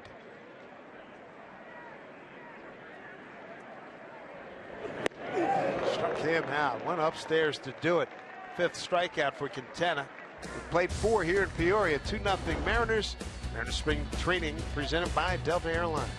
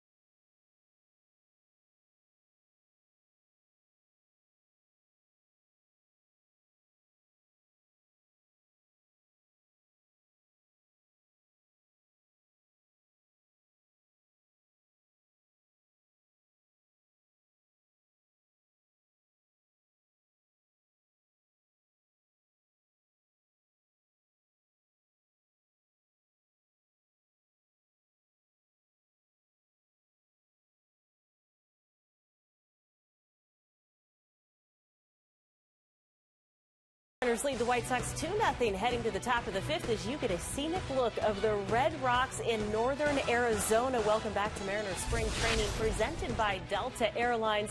Jen Mueller alongside senior baseball analyst Bill Kruger, and we are very familiar with the storylines taking place in Peoria with the Mariners and the AL West. But let's bring in Dave Sims in Peoria. And Dave, there's some other storylines taking place across baseball, including dark horse teams. Who are you looking at? Well, one team in particular that has really piqued my interest, Miami Marlins. Don Mattingly going over for a fresh start. Coming over from the Dodgers. He's thrilled to be out of that situation. And he comes into a place where he's got Christian Yelich, Marcell Ozuna, and Giancarlo Stanton in the outfield. D. Gordon coming off a spectacular year last year, and Adeiny Echeverria at shortstop. I think that's a great combination. So you get 5, high-level players right there. Their big pitcher, obviously, is Jose Fernandez. Can he stay healthy? If he can, pick up where he left off in the years where he had a lot of help, and he's a premium performer, as Felix knocks this one down. I'd be curious to see how much they can push the Mets and the Washington Nationals, who are the two favorite teams in the National League East. Well, and given all those names that Dave just mentioned, Mike Blowers, are you surprised that they're still considered a dark horse pick to finish third in their division? Well, tough division. I think they're an exciting young team. I think getting off to a quick start would probably be important for them. They have the right guy in Don Mattingly, the manager of the club, I think, to handle all that young talent. So, but I can see where people feel that way about him, but I don't think you can go to sleep. They can hurt you, and I think that people recognize that, especially the guys that are in the game.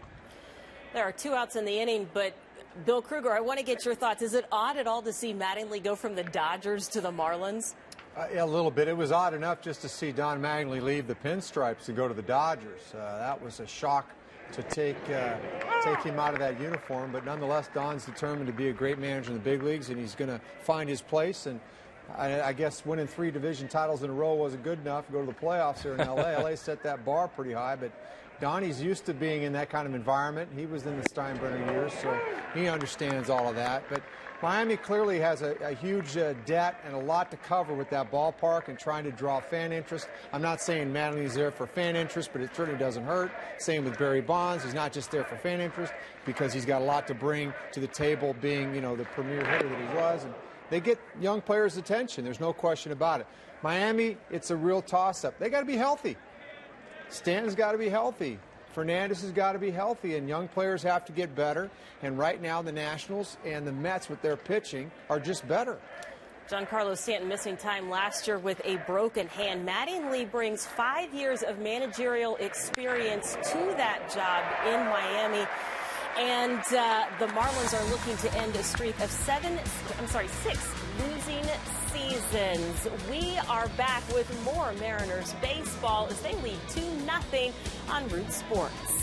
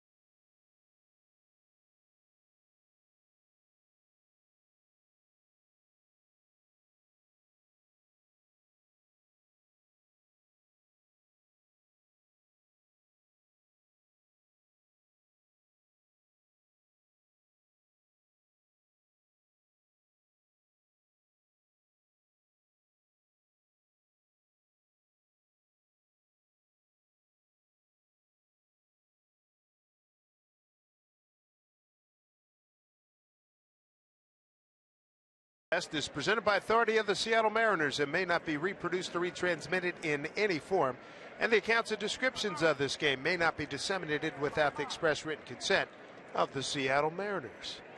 Good mid-game eats for you as the Mariners lead 2-0. Not a lot of offense going on here today. Felix Hernandez and Jose Quintana hooking up a pretty good pitching matchup. Here's Leonys Martin, flied out to left.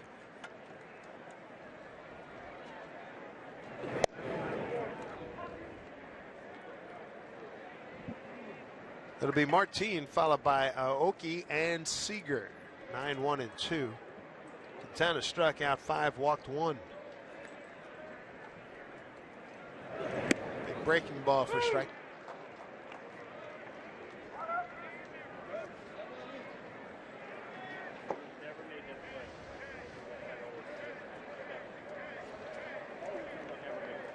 Infield straight up against Martin. Breaking the ball down low.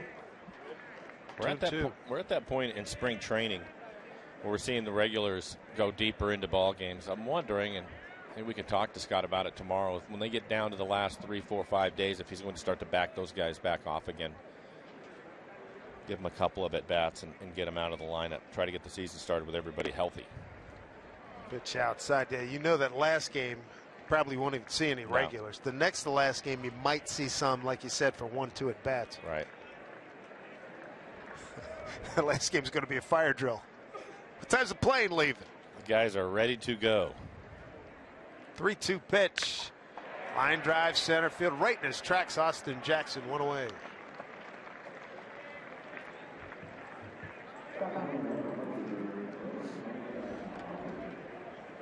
Top of the order in Aoki. 1 for 2 with a run scored today. What do you think of this rotation? That includes Chris Sale and this guy. I've always liked Quintana. Sale, of course, one of the best left-handers in the game, but I've always liked Quintana, and he's caused some problems for the Mariners at times. And if he has that good cut fastball going with the changeup combination, he could be tough. Backhanded jump throw. Nice scoop by Abreu at the back end. Fine play at the front end by Saladino. 2 outs. We'll take a look at it. He's able to get a lot on this throw. The jump throw across the diamond. It will be a short hop. His first baseman, Abreu, able to help him out. And Aoki, he can get down the line, so he was able to get a lot on this throw.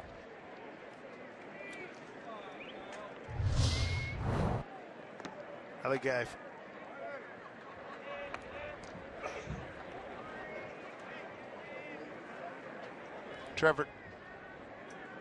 Trevor Story, fine youngster, shortstop with the Rockies, made a play in a hole from his knees throwing over yesterday.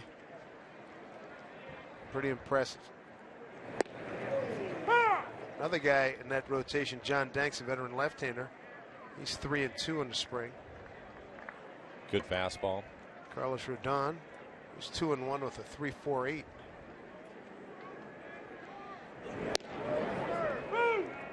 Breaks over another good curve.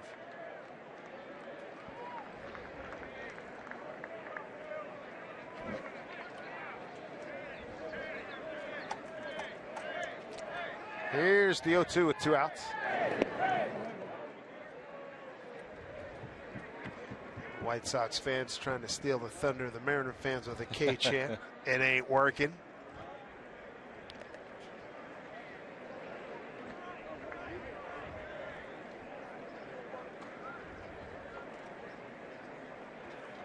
Shift on for Kyle, second baseman. Sanchez in short, right field.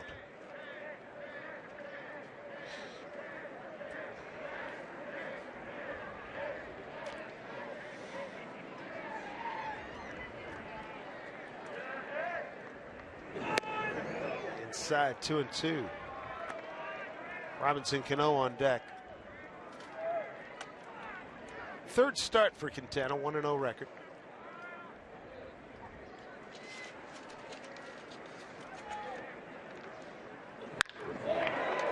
Slashing drive, left center field. Nice play by Adam Eaton.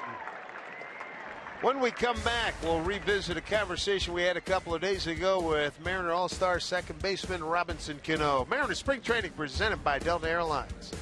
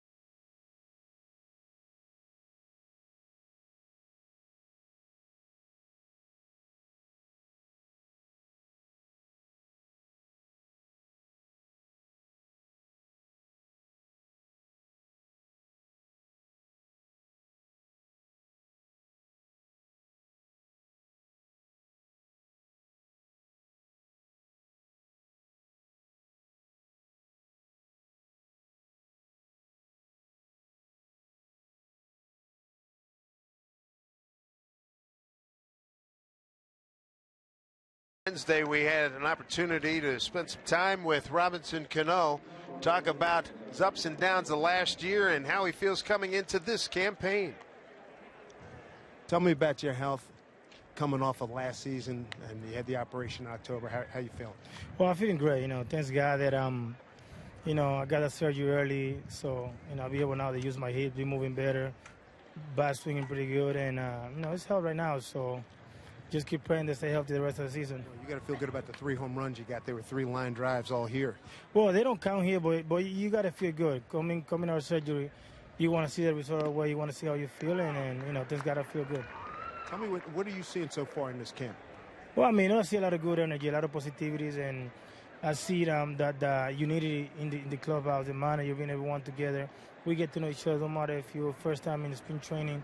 But the thing is to keep the team together. The manager has done a great job.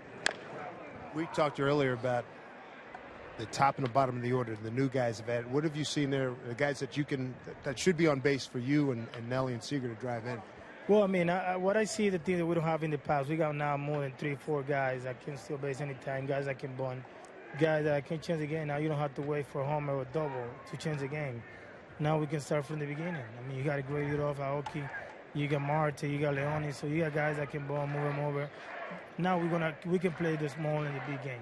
Another thing you and I talked about a while ago, you said that defensively you feel really good about this whole unit. You can go back on balls. Tell the folks about that. Well, like I say, it's kind of like it feels good that you can see around that the whole defense that we got, especially in the outfield. In the past we don't have that. Now we got speed back there because, with the speed you can make any play. So now I would say the outfield, the infield. Now we got a team that we can compete with. Let me just readdress first half last season. How tough was it for you going through that first half last season? Then you come back with the great second half. Well, it was tough for me, not only because, number-wise. It's more how I feel physically.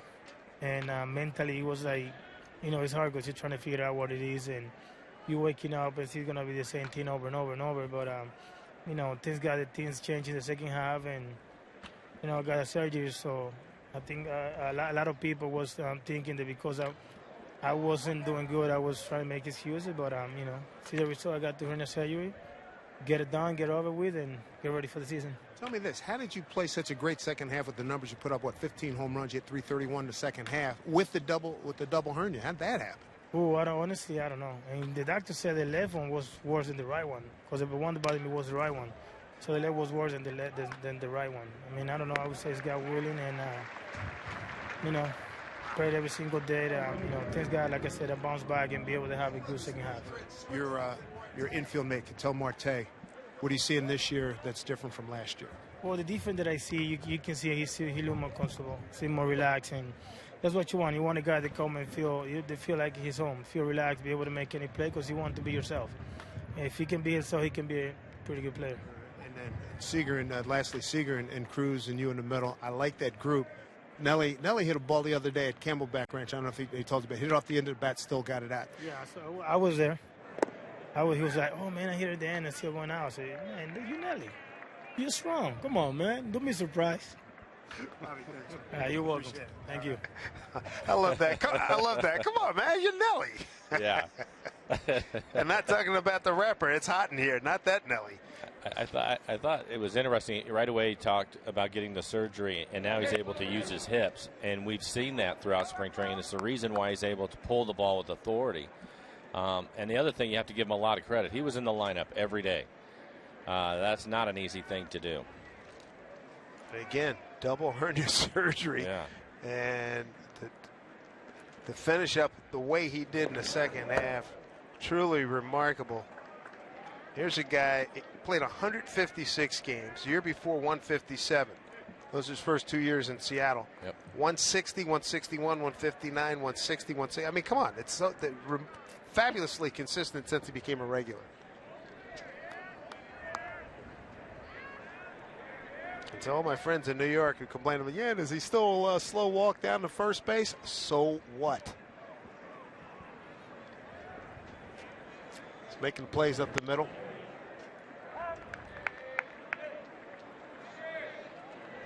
And he's been a positive influence in the clubhouse. He has been, yes. This next pitch will be 80 for Felix. Not bad. 5 2/3. No.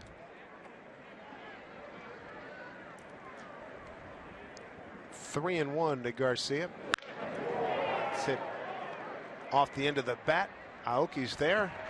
Felix 6 complete, strikes out 3, doesn't walk anybody, and a King's Court has developed here. They brought their own K's. Well done. 2-0 Mariners. Mariners spring training presented by Delta Airlines.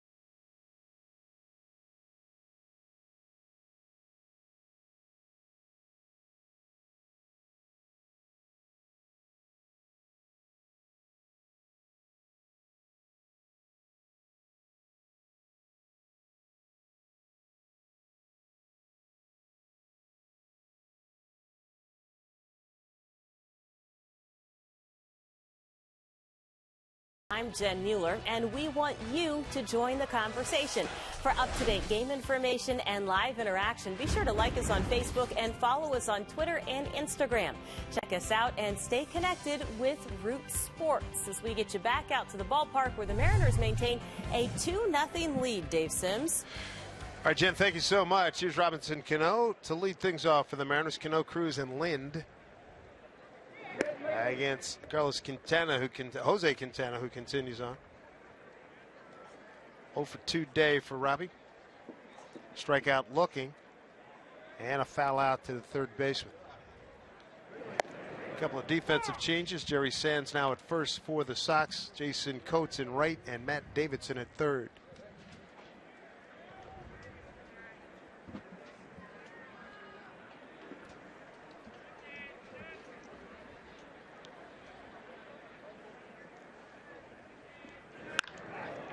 Popped up. Here comes Jackson. About 5-6 steps, backs up 3, 1 out. Well, Felix ended his run here with a 1-2-3 6th. He's got service. And the rest of the guys congratulating the King on his last spring start, and a good one. First-year manager Scott Service. You can understand why he'd have such a big smile there. Big guy's ready to go. He is ready to go. Pitched well today. 6 innings, just 5 hits. Didn't walk anybody, had 3 strikeouts.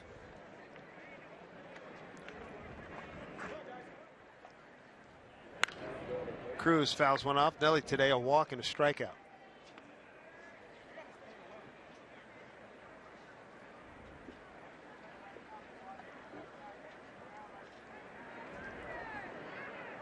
The 0-1.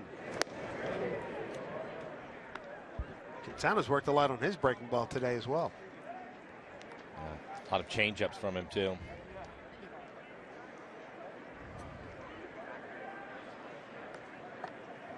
One pitch.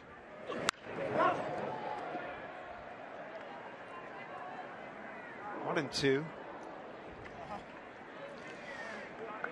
Good crowd. Got to be up around 10, 11,000 again. 2 nights ago when we were here, 10,014.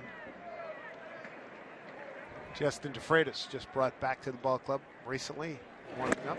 And Nelly's Swings and misses. He strikes out for the second time. There's 2 away for Quintana. That's his 6th strikeout.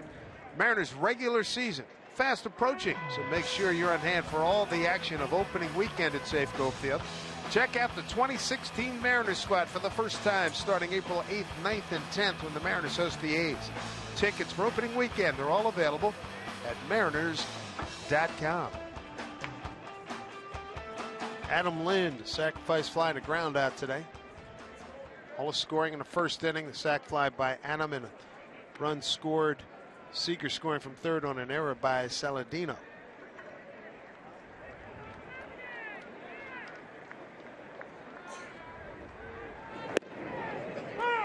Just 2 hits for the Mariners. The Aoki leading off the home first with a single to center. And then Goody with a single to center in the 4th.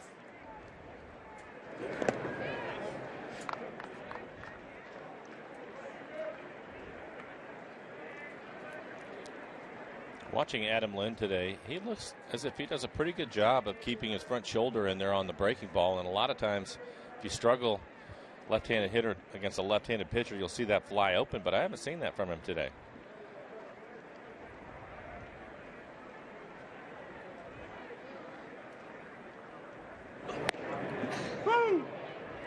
Strike 2 to Adam.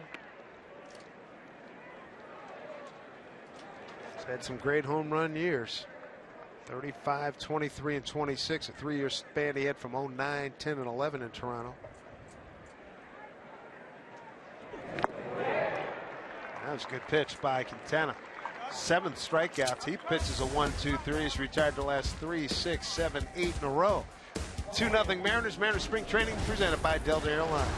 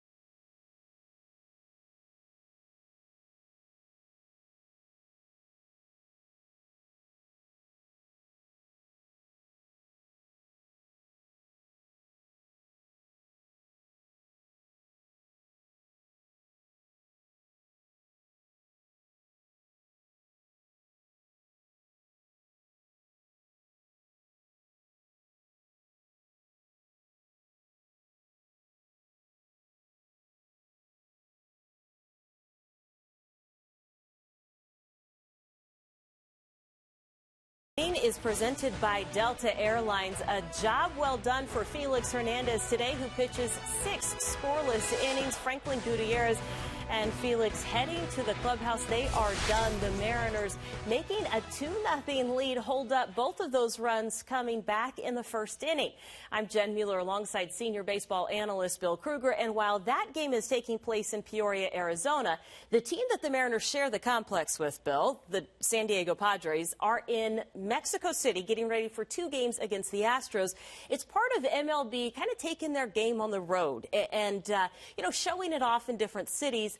How do you think this impacts kind of the international influence MLB has? Well, I think they know they have a game, particularly when you talk about Central America. The Latin countries are just enthralled with baseball. It's a huge natural resource for them. The popularity is, it's at its zenith. They're very proud of the players that they have in the major leagues, so that makes it more the reason to go there. But baseball realizes that they want to be a global game, and Mexico City is a huge, huge market. So I think that's another big part of it, the revenue stream. So popularity, yes, revenue stream also. And in Mexico City, soccer is the top sport there. And Mike Blowers, how have you seen maybe just the overall influence of baseball grow in the last decade as they have done more things like this? Well, I think that Bill is right. You're trying to grow the game. You're trying to continue to get interest in the game. And, especially with the way the game is now with all the players that they have, it's a melting pot. And I think that you just continue to try different things anyway, just to try things, to see what's going to work, to continue to grow this great game. So I think it's a great idea. And how about the talent pool, Dave Sims, that MLB now gets to pull from if you are cultivating this sport in different countries and different parts of the world? Well, I think it's a positive. I'd like to see even more domestic, trying to pull talent, get more talent from the entire country. As you see that ball lined in the left field. Yeah, I think it's great. The other sports are going international. I know the NBA's done well. Basketball as a whole has done well. Baseball, we'll see how it catches on. But certainly from the Latin American countries where it seems that given the weather, the nature of the sport, it's a good way to pull mine some of the talent. But I'd like to see more stuff done domestically. Yeah, it will be interesting to kind of see how that goes. And, Bill, I see you nodding your head right there. Yeah, it makes me think about, going back to the Kansas City Baseball School, Dave. I think there's so much unbelievable talent that's not playing baseball in the U.S. And we're talking about some incredible athletes that are choosing other sports before baseball. That doesn't mean that they can't continue to play baseball. The opportunities are so good. To play a long time where your athletic ability really shines. And we've seen a couple of examples of that. Deion Sanders, Bo Jackson, maybe I'm picking at the top of the pile. But I just think that baseball's rich. Let's be real. They can invest more. And it's a great mentoring opportunity, a chance to change the course of young people's lives in the inner city. Bill, couldn't agree with you more. And there's academies all over the Caribbean and everything, but there's certainly not a lot of baseball academies in this country. And, for the most part, at my age, I feel like I'm one of the last generations of African-American males who follow baseball. And I think there's been at least one, if not two, lost generations when it comes to baseball and getting people into college and eventually getting guys into the pros. So, you talk about all you want about going out of Latin America and Central America, but there's a segment of the population that's being ignored big time. And Jackie Robinson and Larry Doby are rolling over in their graves knowing that there's only 7 or 8% African Americans playing Major League Baseball right now. Dave, how much do you think now with the way the game and the way that, especially at the youth levels, has changed, in meaning that these kids now, and I know from my boys, they're almost forced into playing this game year-round now. They have a year-round program, so you're taking also, I think, a lot of kids that maybe would play other sports or maybe like to play baseball, but they're not willing to give up basketball or football to do it. In all the sports I've been fortunate enough to work in, all the coaches like that cross-training. They want you to play 2-3 sports. That's how I grew up, and that's how you grew up. And it's changing, though. Yeah, I know, and I don't know if that's necessarily changing for the best.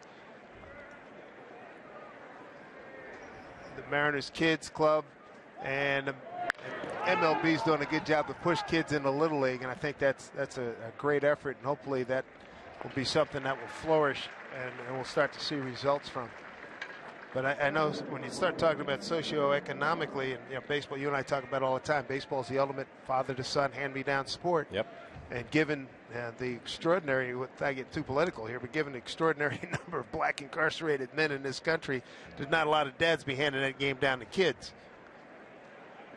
That's just a sociological fact of life that can't be ignored. So there's got to be another route around that to try to make things happen.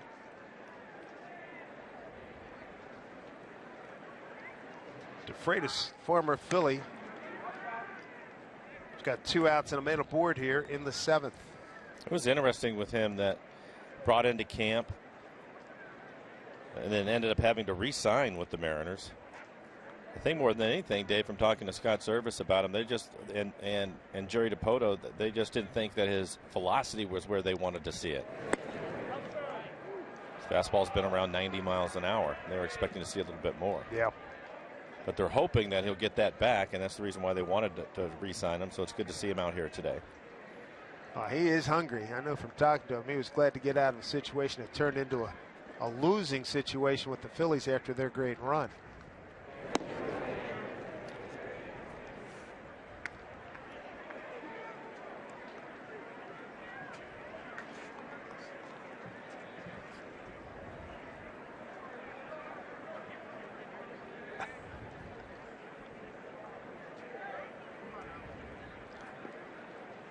Two outs. DeFreitas trying to get out of it here with a man at first.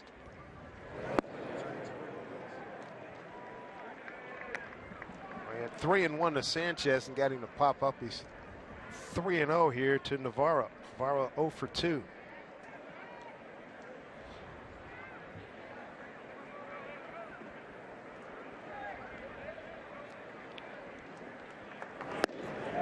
Four-pitch walk. He had an outing like this earlier in the season where he came in, got the first 2 outs, and then struggled for the next 3 hitters. That is the first walk issued by Mariner pitching. Felix, 6 innings of 0 walks and 3 strikeouts.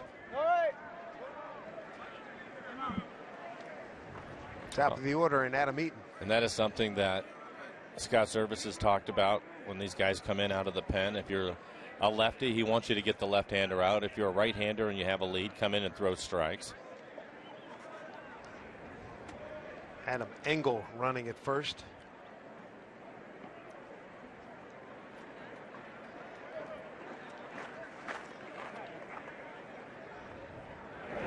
Breaking balls in there for a strike.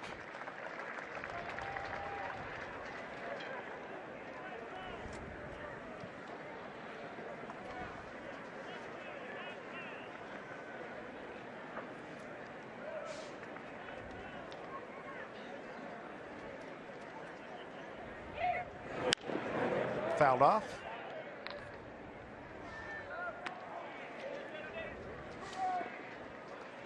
Saw Adam Eaton make some really good catches during his time in center field the last couple of years with the White Sox. DeFreitas trying to put him away. DeFreitas last year 0-2, 61 games with the Phillies and a 5.51 ERA.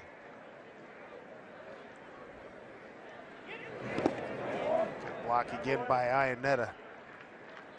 I know somebody's keeping score somewhere. He's got to be +5 today, right? Tom's keeping the ball in front of him. Oh, and it seems that's every day. And it's difficult, too, because he's having to catch so many different pitchers now that he's staying in the game longer. But, yeah, it's rare that you see him have to go to the backstop, that's for sure.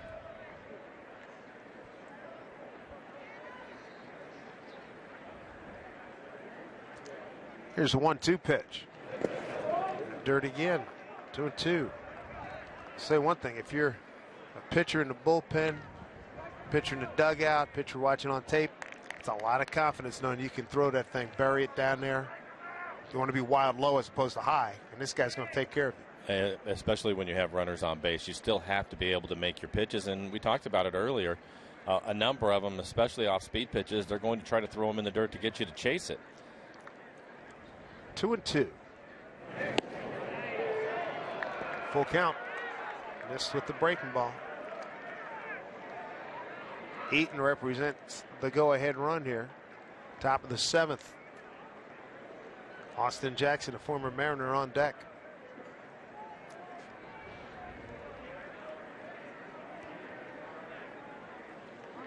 Runners go. Pitch. Walked him. Bases loaded.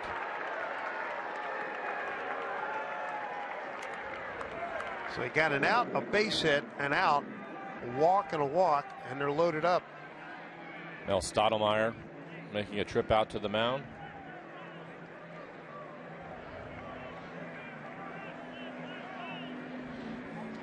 And it looks like Blake Parker getting loose in the pen.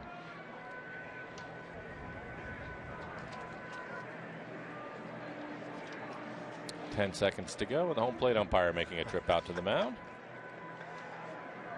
It's the longest stint Mel's been out there, Mel Jr. Yep, down to 2 seconds. And it is Blake Parker. Blake Parker 0-1, 7 games, 2.70 ERA, and 6 2/3.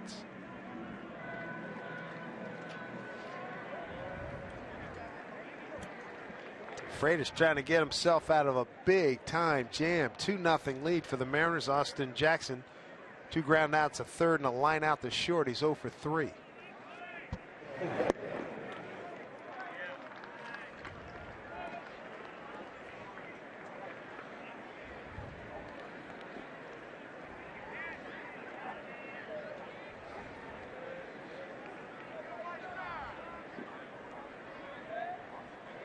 Infield straightaway, outfield shading towards right center for Austin.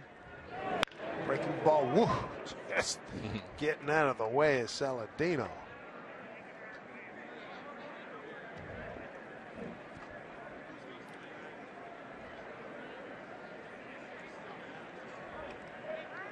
And Saladino at third, Engel at second, and Eaton at first. Freitas neck deep in trouble.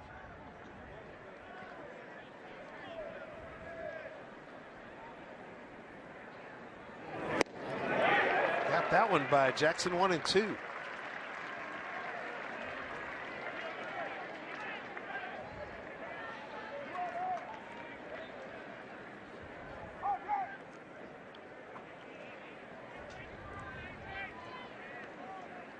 Boy, what must be going through a mind of a pitcher trying to make the ball club, trying to make an impression, and now you pitch yourself into a bases loaded jam.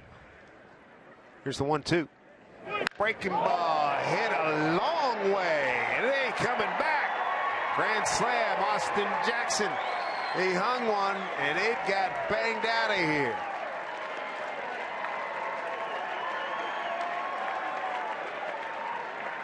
Grand slam for Austin Jackson. We were just talking about that, Dave, and I think he wanted to throw that breaking ball off the plate, probably in the dirt, ahead in the count, and he left it right in the middle of the plate. My goodness. Change the temperature of this outing in this ball game. 4-2 White Sox. Jackson with his second home run takes his RBI total to 7, and he did not miss it. Middle in right there for him. And his eyes, boy, did they light up. Well back on the berm. Problems here in the 7th. White Sox now lead 4-2.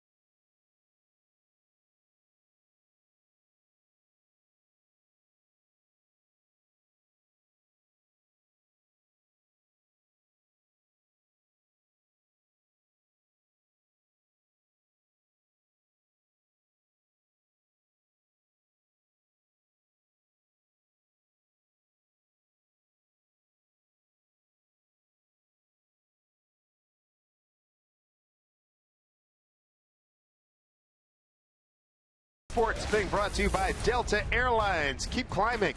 And by Steel. To find your local Steel dealer, visit steeldealers.com. We revisit the Grand Canyon, 277 miles long. It would take you about 3 weeks to float through it. That's without a motor on your boat down in the Colorado River. Well, I don't know if that home run would have left the Grand Canyon, but it would have made some kind of an impact as Austin Jackson, a grand slam, his second homer of the spring, and it gives Chicago a 4-2 lead. Blake Parker takes over. Parker this season, this spring, making his 8th appearance. He's got a 2.70 ERA, 7 strikeouts, 3 walks, and 6 2/3. 7th man to the plate.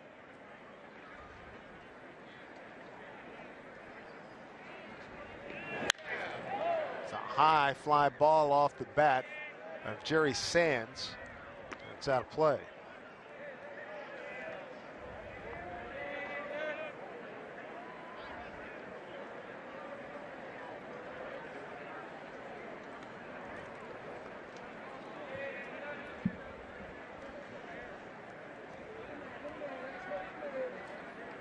Parker try to put an end to this 7th inning. Plenty of damage done.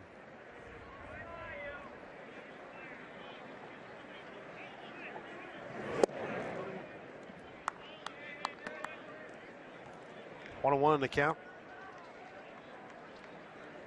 Blake Parker out of Fayetteville, Arkansas, 6'3", 225. 30-year-old right-hander. 3 seasons with the Cubs.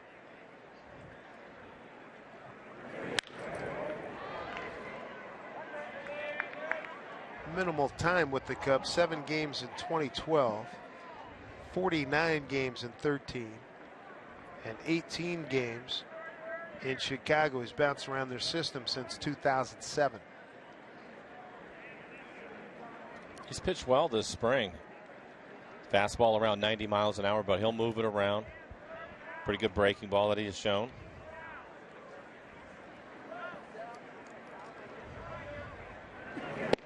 Snapped off a good-looking breaking ball to get Sands looking, but damage done by the Jackson grand slam. Chicago leads 4-2. Mariners spring training presented by Delta Airlines as we bring you into the 7th inning stretch.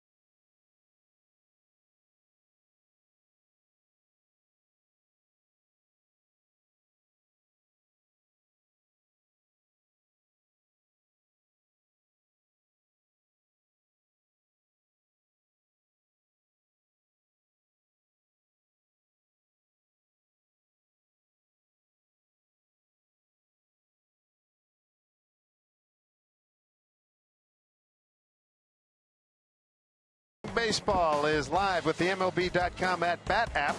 Stay connected all spring with radio broadcasts, video highlights, stats, news, and more. Download MLB.com at-bat, the #1 app for live baseball. That's the Wave. That's a little bit north of the Grand Canyon as we welcome you back to Mariner baseball here. Bottom of the 7th, the Mariners 31 hits the last 2 games. Today, just 2 runs on 2 hits, and now trail the White Sox by the count of 4-2. And this is a right-hander we've seen over the last couple of years. Hard-throwing right-hander Nate Jones.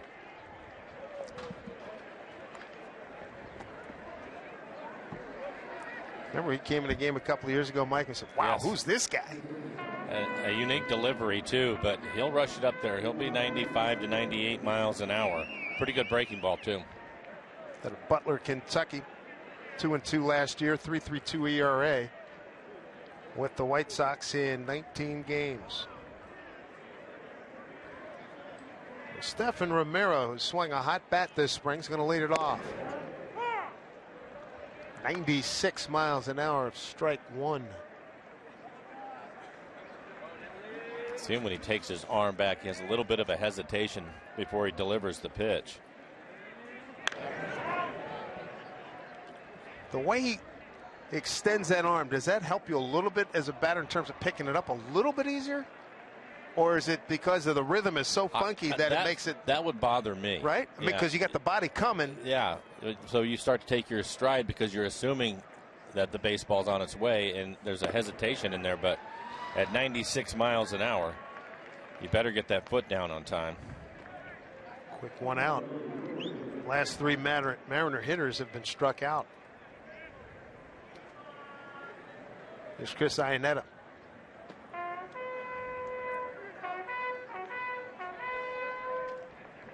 I can't remember anybody in recent memory with that, with the big body coming at you and then the hesitating, then a delayed action with that arm.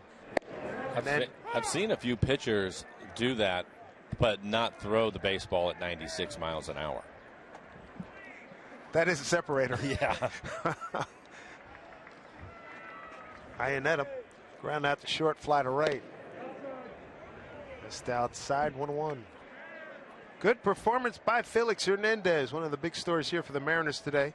His final spring start, 6 innings of 5-hit shutout ball, no walks and 3 Ks. Boy, he got a nice ovation as he left the premises a few minutes ago.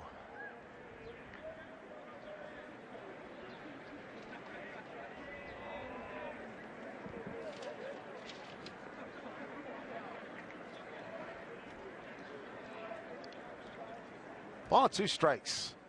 Chris Iannetta outside, 2-2.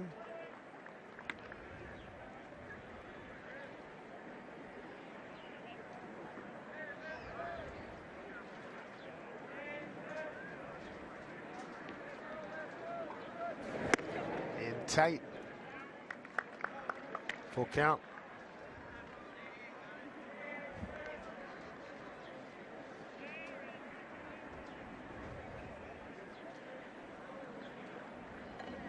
Run down the changes for the Sox. We get a chance here. 3-2 to Iannetta. Breaking ball and a good one. 4 consecutive Mariners K'd here.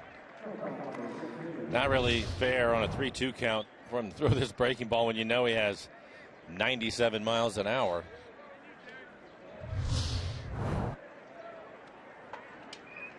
Two up, 2 struck out here in the 7th. White Sox now have Engel, May, and Coates in the outfield with Davidson, Rondon, Garcia, and Sands in the infield. Sanchez catching.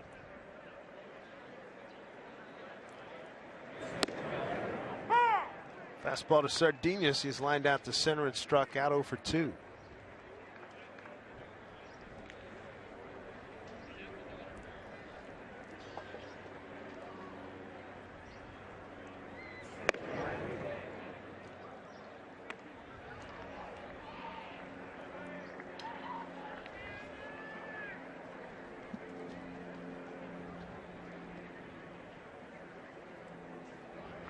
Here comes the 1-1 from Nate Jones. He's on today.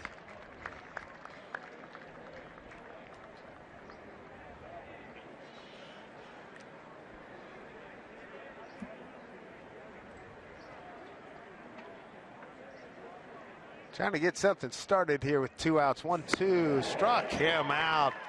Strikes out the side does Nate Jones, and 5 consecutive Mariner hitters have been retired via the strikeout.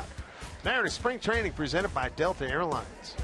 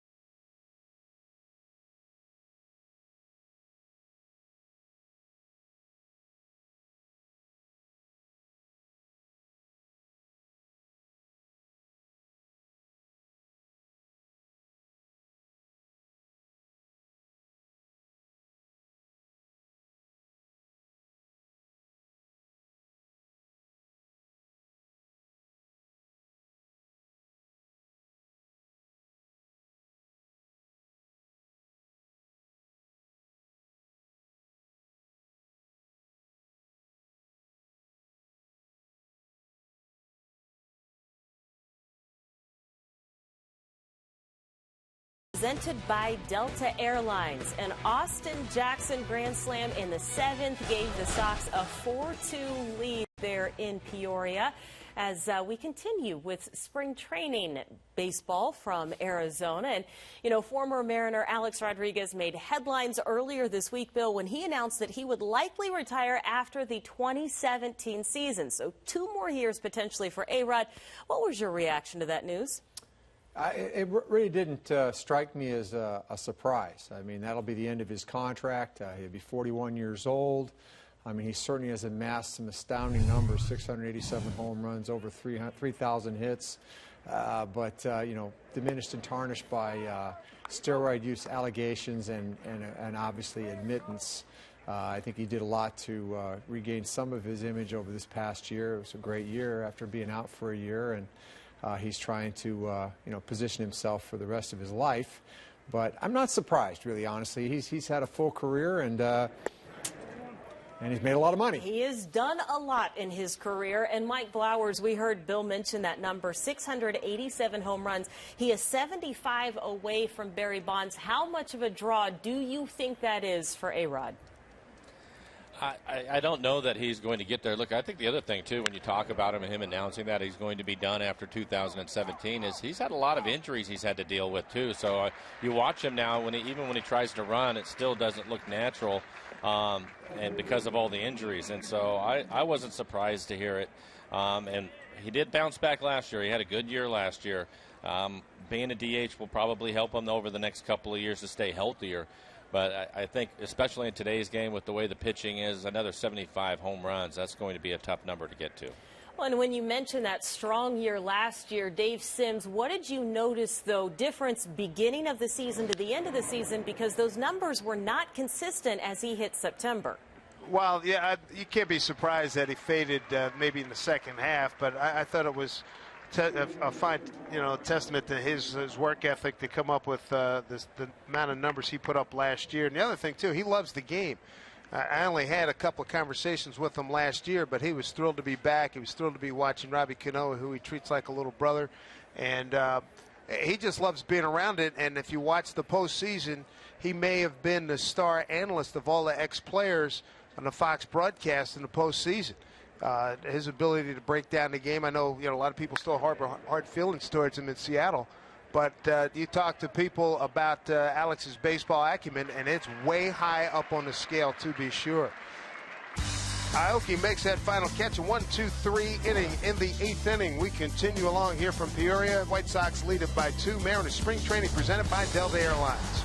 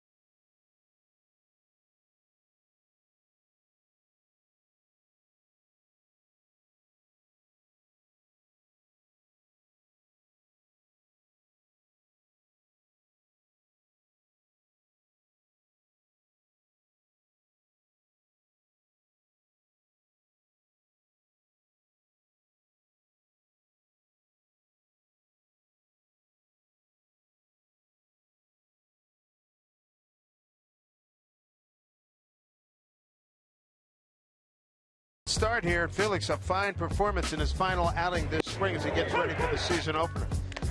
I thought he threw the ball well today. Had a good fastball.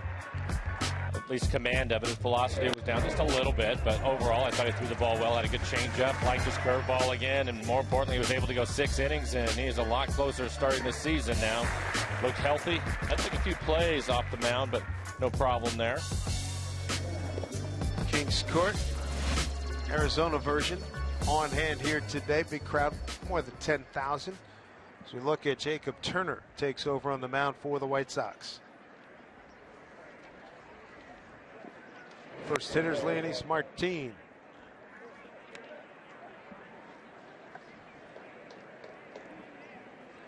Turner 0-2 in 4 games, a 10.24 ERA, 9 2/3. 7 strikeouts. Trying to get on any way he can, but making a play is Turner. 1 away as we get back to the top of the order. Join the Mariners and Boeing for Salute to Armed Forces Night on Saturday, April 9th against the A's. Get there early for a special pregame ceremony. It honors U.S. servicemen and women. Then after the game, 10,000 fans, you're going to get a collectible military coin. Get your tickets at mariners.com. Tony Zick is going to pitch in the 9th inning. Hard throwing right-hander.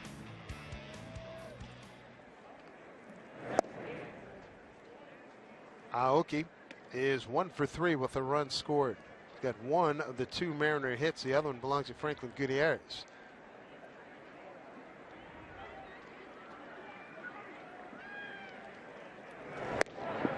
Marked contrast to the last 2 games. The Mariners banged out 31 hits.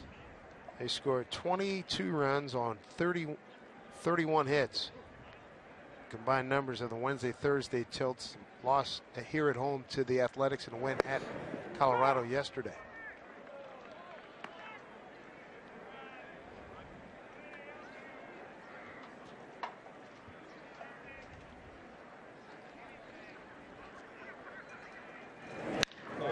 Put it in play. Smothering it is Matt Davidson.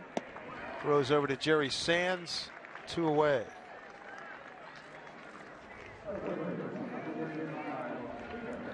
That'll bring up Kyle Seager.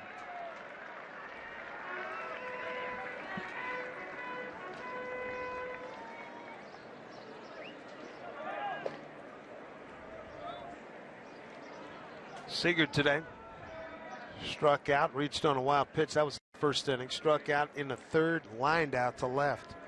That was in the 5th inning. Breaking ball for strike 1. And you can see the shift. And it's pretty much league wide against Kyle. Yeah.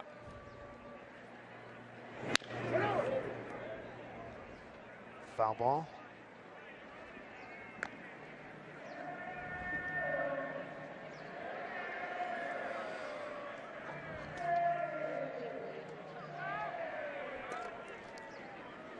Kyle in an 0-2 hole to Jacob Turner. With the Cubs last year, 2-4 record.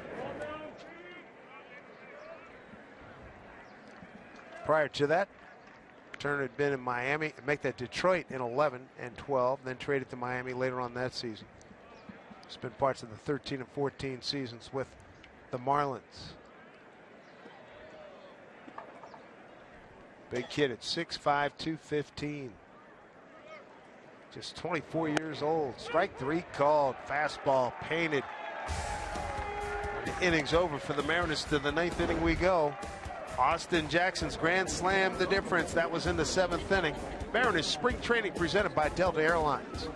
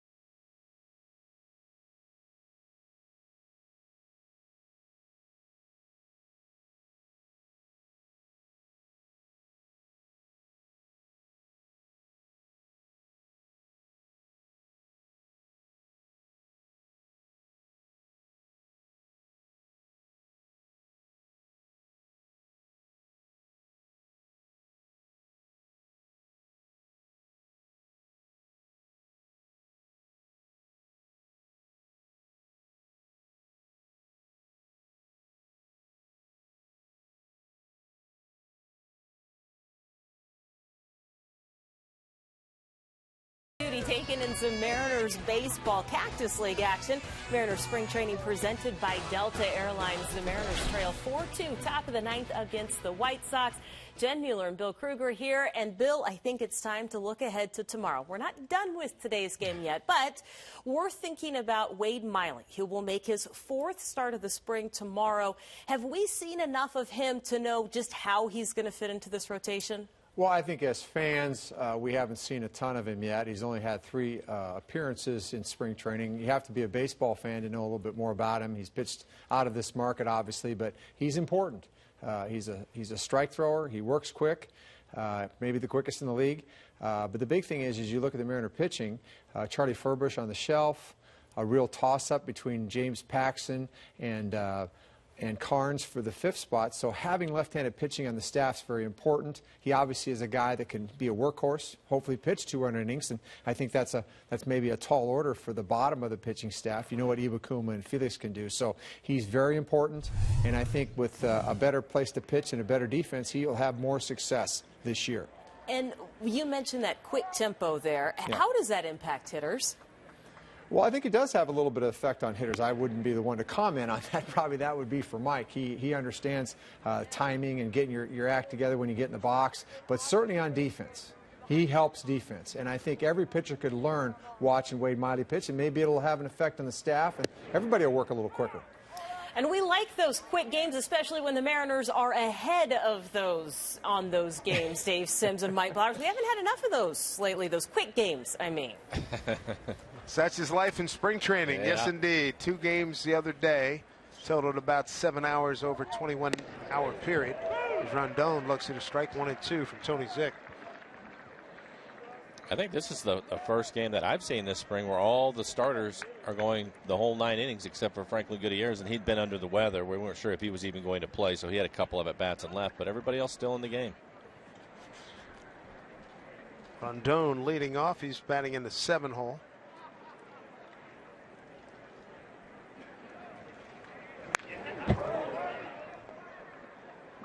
Count stays at 1 and 2. Mariners got their 2 runs in the first inning. A sacrifice fly off the bat of Adam Lind.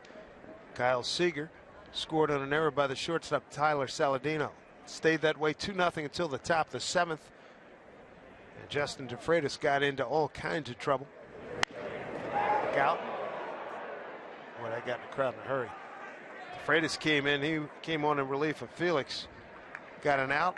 Gave up a base hit, got an out, then a walk, and a grand slam by Austin Jackson, a former Mariner. 4-2 Sox.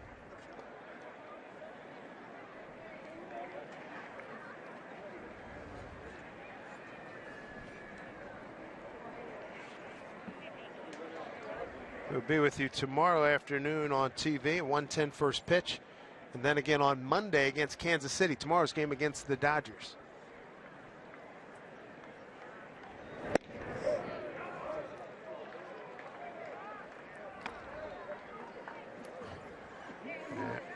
And we're told there's a possibility we could see Felix one more time next Wednesday, noontime start here in Peoria.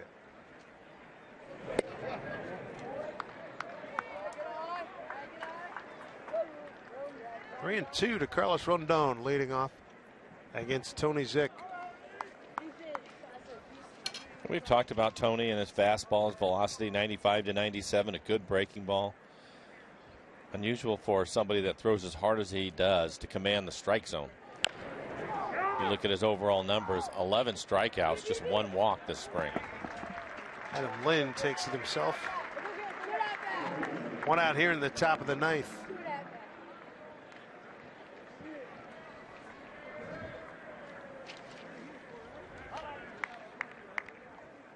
Brings up Leury Garcia.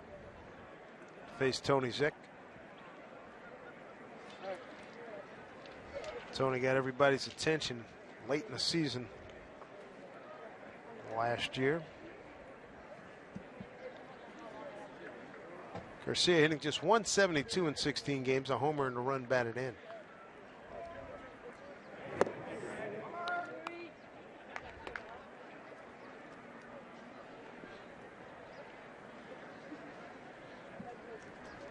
Tony out of Hazel Crest, Illinois, 25 years old, 6'3", 190.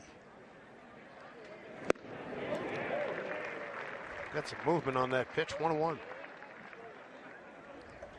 Tony came over from the Cubs last April. 13 games in the 15th season for the Mariners. No record, a 2.45 ERA. 24 strikeouts, 3 walks. And it's because of those numbers he will be a part of this bullpen and probably pitch late into some games.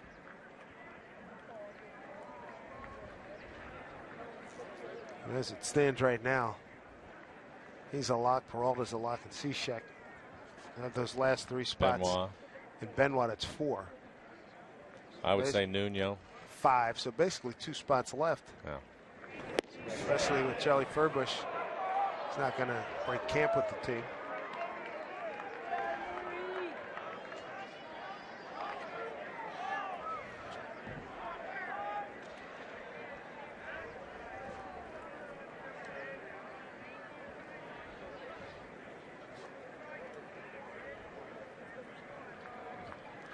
Three-one pitch.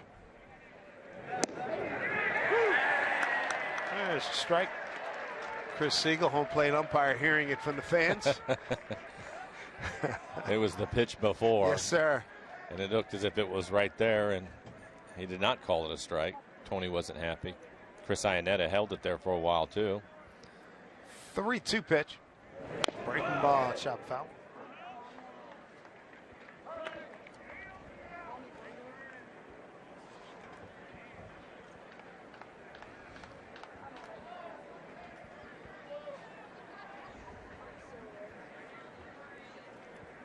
Do it again at 3-2.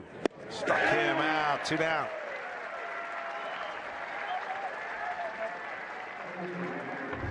He has a live fastball today and just challenges him.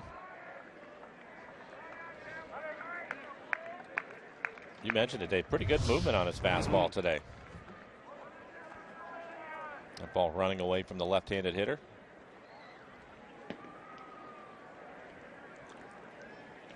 Adam Engel, the hitter, batting in the 9-hole.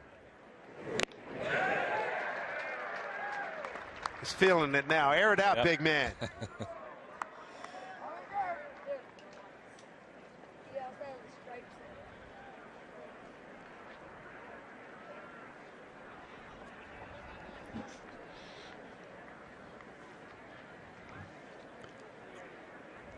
Here's the 0-1. Off of Iannetta's glove, 1-1. Outfield straightaway, not too deep. Infield straightaway as well for Adam Engel. Mariners in the bottom of the 9th. Cano, Cruz, and Lind.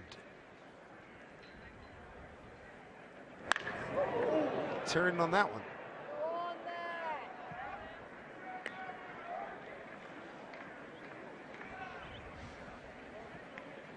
Nobody getting loose in the White Sox bullpen, so Turner will come out and pitch the 9th.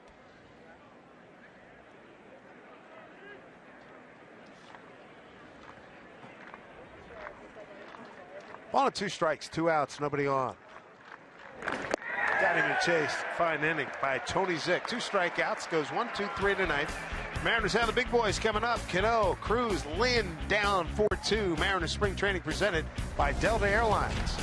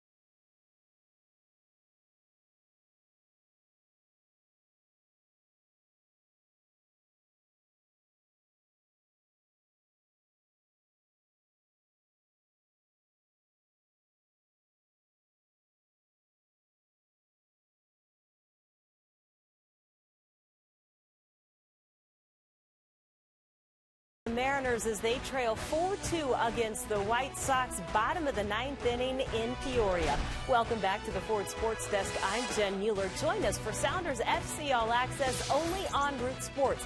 We take you behind the scenes, giving you unprecedented access to the players and coaches that are shaping the future of soccer in the Emerald City. Tune in tomorrow at 9:30 in the morning for a new episode. Visit rootsports.com for more local showtimes. Back out to the end of the game, and Dave Sims and Mike Flowers. Part of the order coming up here, Jen, for the Mariners. It'll be Robinson Cano, Nelson Cruz, and Adam Lynn. Mariners down 4-2 to the White Sox. Robbie will lead things off. He struck out looking, fouled out the third, and flied to center. He's 0 for 3. Mariners with just 2 hits today. Aoki, a first inning single, and a Gutierrez 4th inning single. That's it. Such is the nature of baseball. The Mariners, the last 2 games, been on a hitting rampage. 31 hits, scoring 22 runs, splitting the last 2 games. Jacob Turner continues on for the White Sox. Pitched to 1-2-3/8.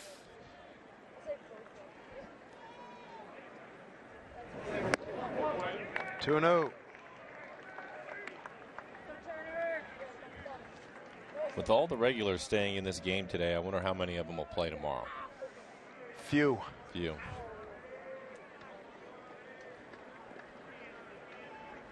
Marte, hopefully he's recovering nicely from the flu. Maybe he might be able to go tomorrow at shortstop. Robbie gets in one deep down the right field line. It is hooking foul. Got ahead in the count, 2-0, and jumped on that pitch. We have seen him do that a number of times down here in spring training.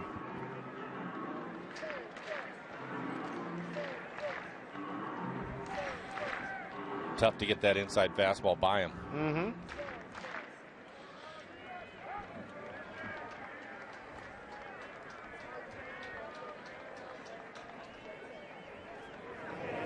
It's this one on the button. Right fielder going back, can't get it off the base of the fence, can't find it. Cano will cruise into second with a leadoff double. First hit of the day for Robbie, third for the Mariners this afternoon, and for Cano, his second double of the spring. Now we'll take a look at it. Turning on a fastball right in the middle of the plate. Just dropped the barrel on it knee high and drives it over the right fielder's head. Sean O'Malley going to come on a pinch run for Cano.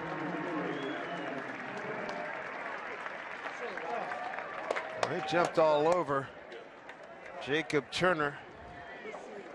Cruz with a swing of the bat could tie it up here. Nelly's walked and struck out twice, 0 for 2.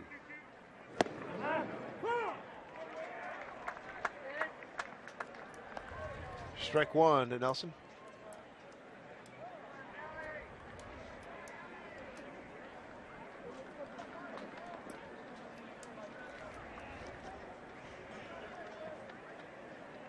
Wind blowing out hard to left now, harder than it has been all afternoon. Sean O'Malley running for Cano. He's at second.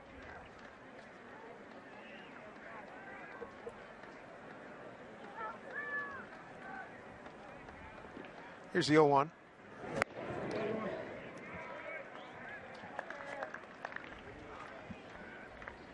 Jacob Turner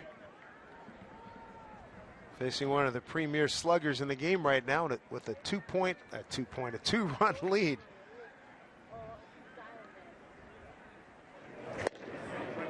Right off of that one.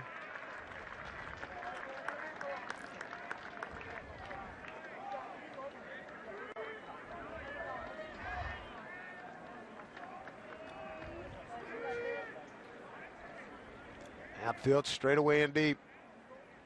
O'Malley plus speed at second. There's the drive. Deep left center field. Boom! Stick, baby! We got a tie ball game at 4-4.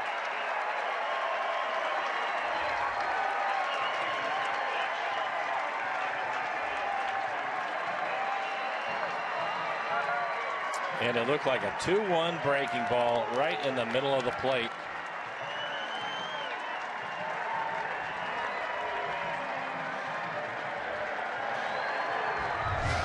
And here's a look at it.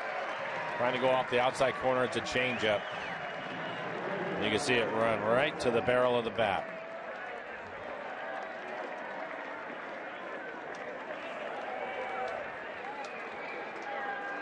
Brand new ball game, bottom of the ninth.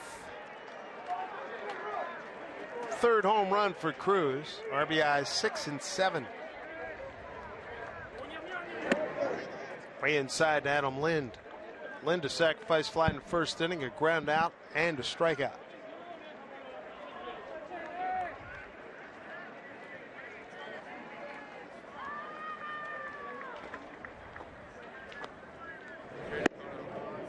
Lind ahead in the count here, 2-0. He was ahead 2-0 in the first inning when he drove one to the wall in right field. It was caught by Avisail Garcia. 4-4 game. 3-0.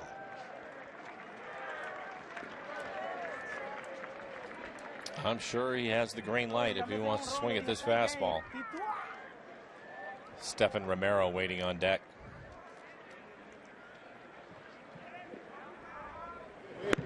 Four-pitch walk, winning runs aboard.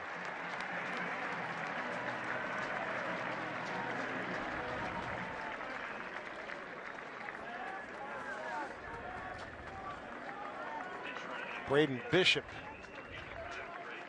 will pinch run.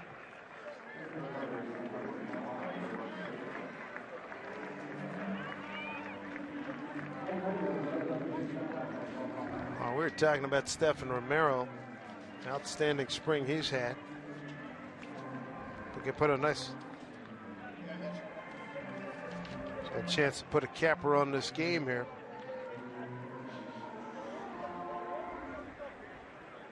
Romero hitting at .412 entering today. 1 homer, 7 runs batted in with 2 doubles. Pretty good wheels of Bishop. Braden Bishop at first.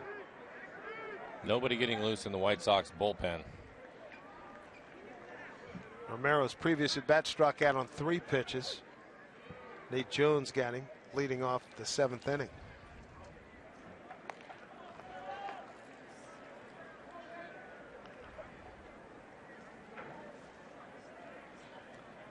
Jacob Turner's giving up the big blow. See if the Mariners can win it here in the ninth. This one popped out, playable. Second baseman going back. That's Garcia. 1 away. Brings up the Mariner catcher Chris Iannetta, 0 for 3 today with a ground out, a foul out, and a strikeout.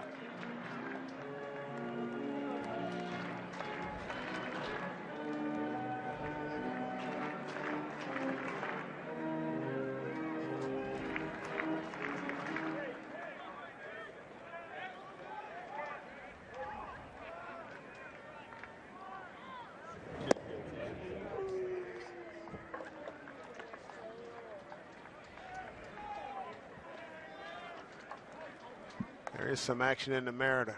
Pinned Dan Altavia.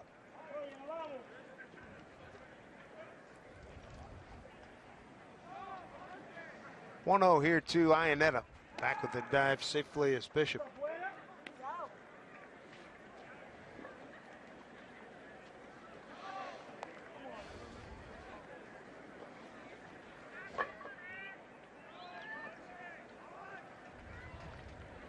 Long look by Turner. Popped it up. It is out of play. Pretty good fastball in on his hands.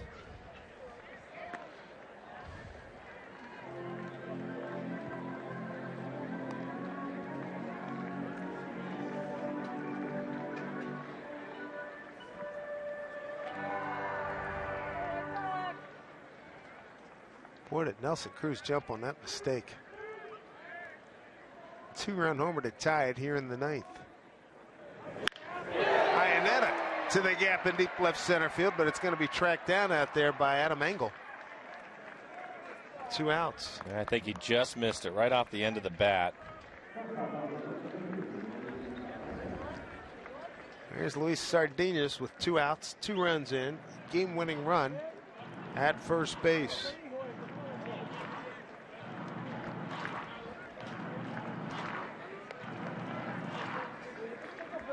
Sardinas today lined out to center and struck out his last 2 times up.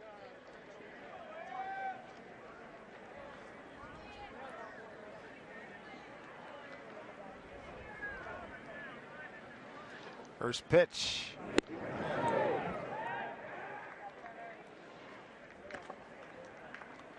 Sardinas batted right-handed against the lefty Quintana and Nate Jones. And Jones, righty, beg your pardon. 0-1. Bishop back safely.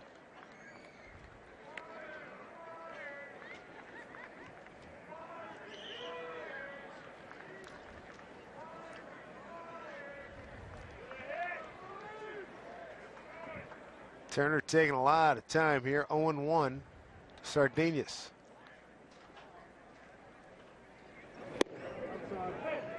What a 1 the count.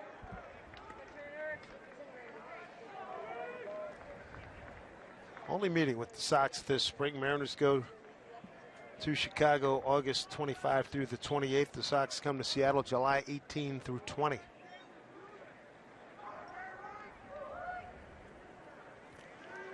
Runner goes. Pitch up high. Throw down the second. Did he hold on? Got him. Let's see what the umpires do. Are they going to play 10 or are they going to wave it off?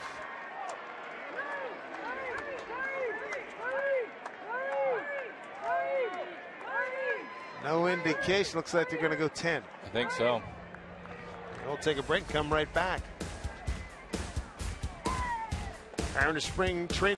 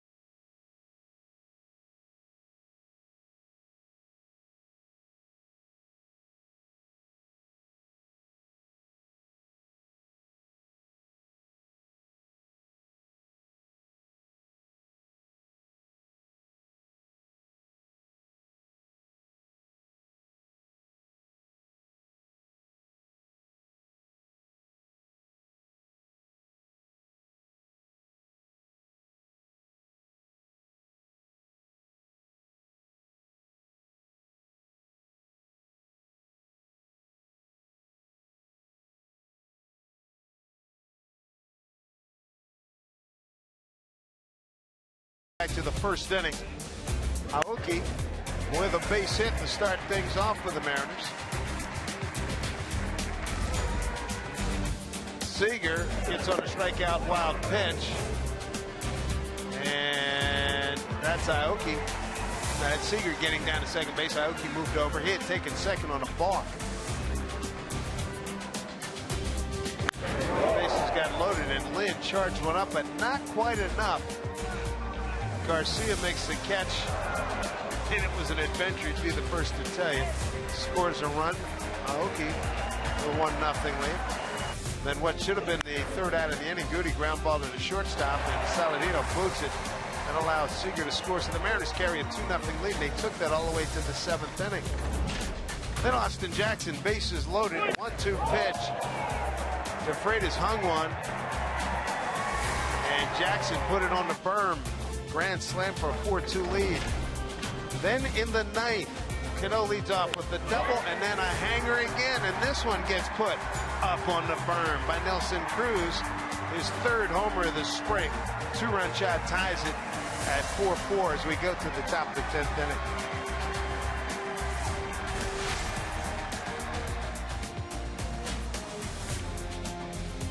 Dave Sims, Mike Blowers, Root Sports crew here as we play the 10th. Brantley takes over behind the plate for the Mariners. O'Malley at second for Cano. And Dae-Ho Lee at first for Adam Lind. Dan Ottavia is the new pitcher for the Mariners.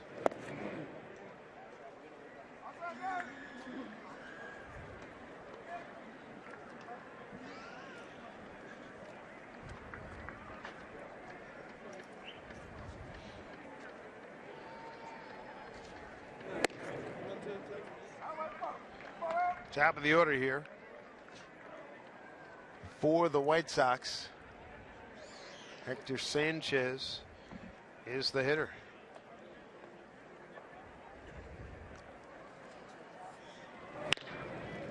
Ground ball, O'Malley can't get it, base hit.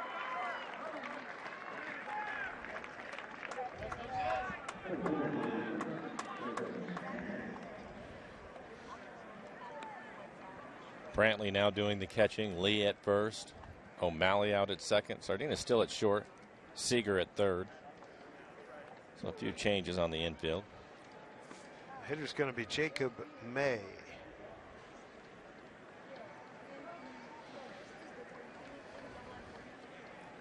Seager in on the grass at third.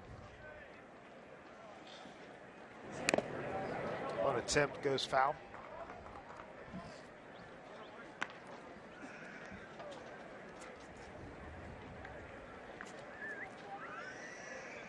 Dan Ottavia.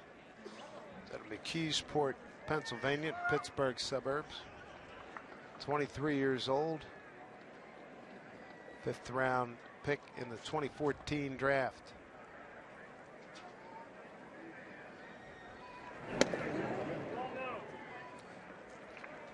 One and one to count.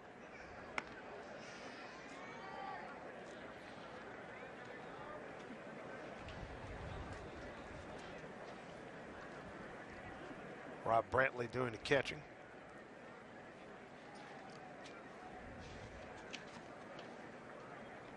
Brantley with an RBI single in the 8th inning of yesterday's game.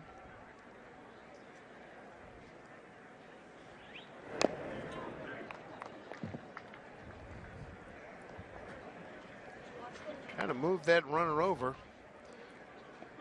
He's not catching that ball out in front, Mike. No, he almost, it's a sacrifice situation, and it almost appears that he's trying to bunt for a base hit. That's why they call it a sacrifice. There you go. Thank you, Oprah Winfrey.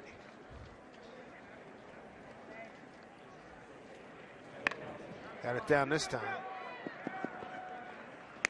Sacrifice. 1-4.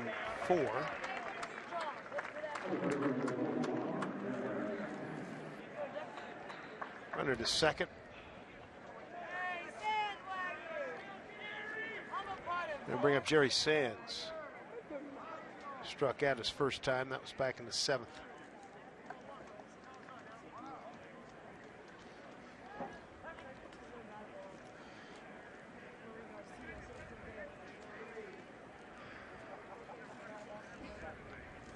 Jerry Sands, the first baseman, he took over for Jose Abreu. Breaking ball inside. And the runner, and their gloves get stuck right here. He's trying to take it off his hand. Sardinas and Hector Sanchez having a couple of laughs.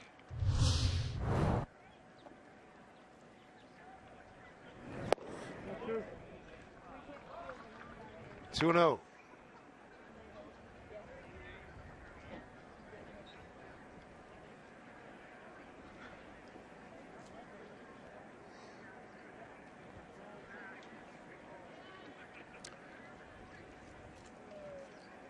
It's almost like he's about to strike a putt on the 18th at the Masters. It's so quiet here.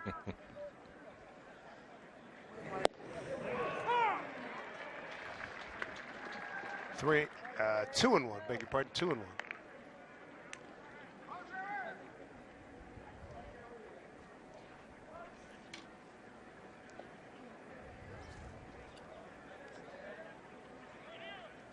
They play Sands straight up.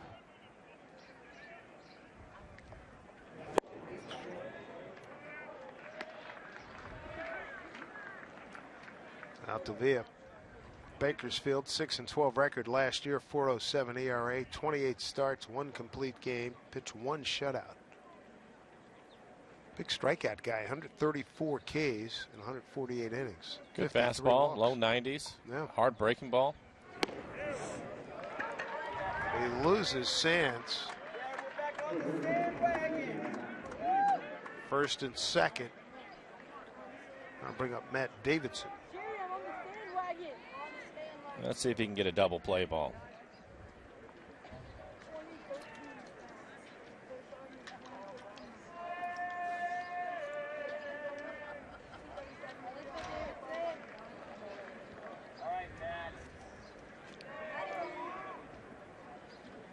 Four runs, 8 hits, an error for the Sox. 4 runs, 4 hits for the Mariners. Infield double play depth and missing inside, ball 1. Davidson first time up in the 8th, fly to right.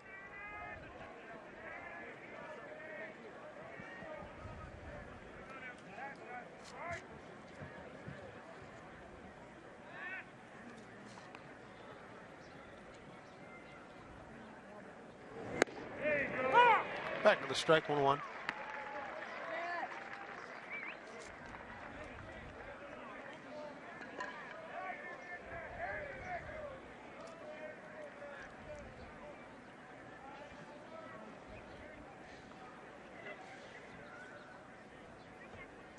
A 1-1 pitch, 2 on, 1 out. Breaking ball works that time, 1-2.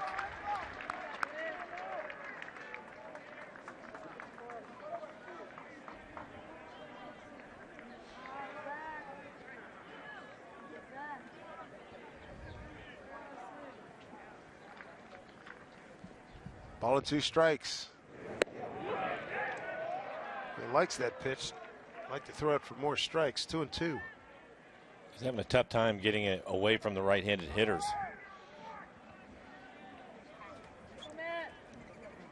Keeps leaving it inside. See what they come back with here. 2-2. Full count.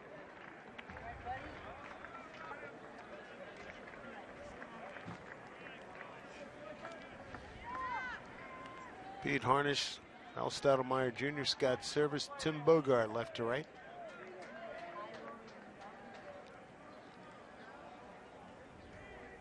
Three-2. Chop foul.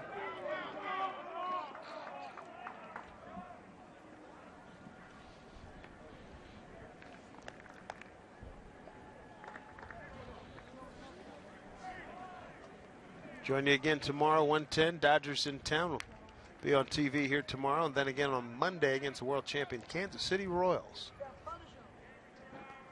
Return for home spring training, starting the final week. The Cactus League. Here's a 3-2 pitch. And the bases are loaded.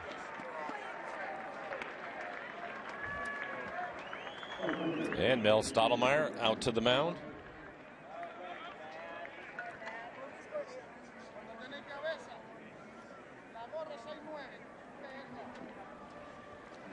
Looks like Casey Coleman getting loose in the pen. Stottlemyre trying to buy some time so Coleman can get loose.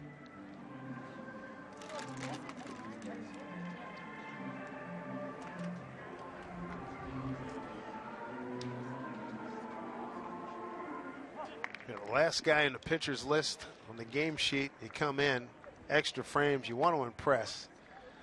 High anxiety.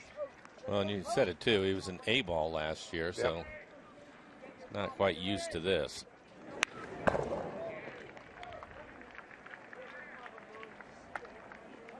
Strike 1 to Jason Coates.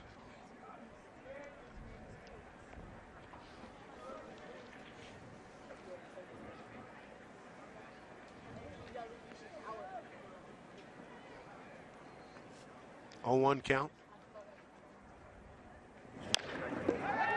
Chopper coming home. They get the force. They do. about that? Brantley stood in, took the blow from Sanchez. Good throw by Sardinas. Keep this a tie ball game at 4-4. I think he was fortunate because a throw took him back into the runner. I think the runner wasn't expecting a play, because that could have been an ugly play. Turned out okay. Yeah, he wasn't looking for it at all. He was as surprised as anybody. Yeah. Fielder's choice, 6-2. Gets Sanchez at the plate. Out number 2.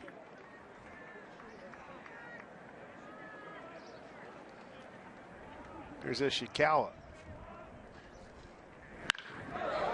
And O'Malley gets a nice one-hopper. Altavilla pitches out of big-time bases-loaded trouble. Way to go, kid. Up from the A ball. Gets out of it. Sardinas a big help with the good throw to the plate to Brantley. Look at Scott Service saying, do you believe this? He got out of it. We go to the bottom of the 10th, tied at 4. Mariners spring training presented by Delta Airlines.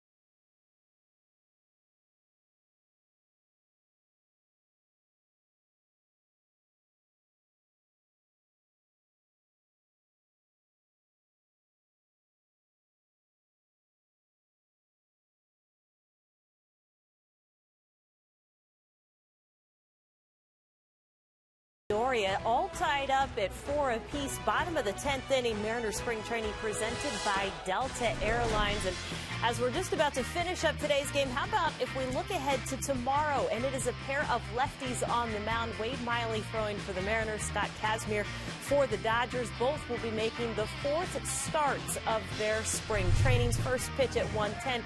Join us on the air tomorrow at 1 o'clock. But for the end of this game, let's get you back to Dave and Mike. All right, Jen, thank you. Luis Sardinas leads off against Jacob Turner. Turner came on in the 8th, gave up the 2-run homer to Cruz in the 9th, tied the score at 4-4.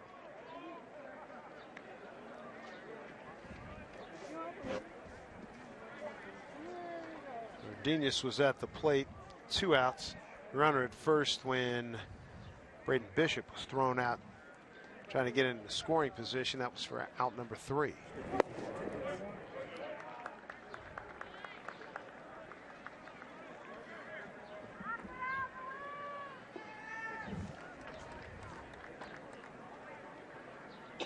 Hector Sanchez, the catcher for the White Sox.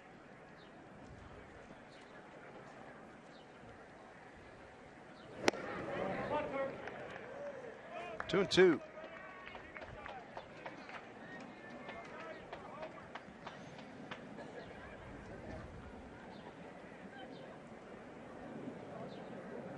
Mariners with just 4 hits this afternoon. Look out.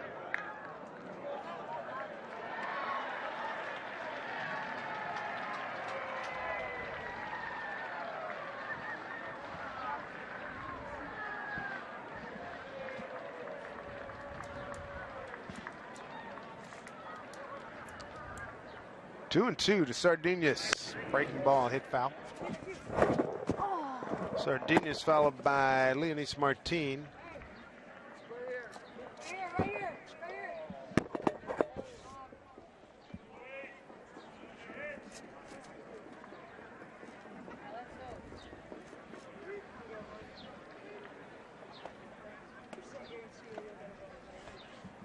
2-2. Breaking ball miss. Full count.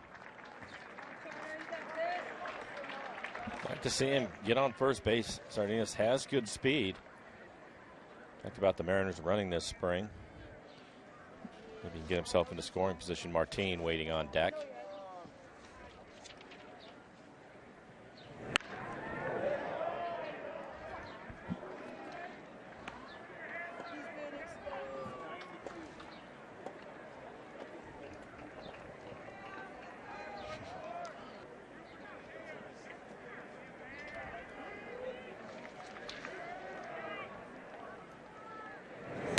Strike 3 called.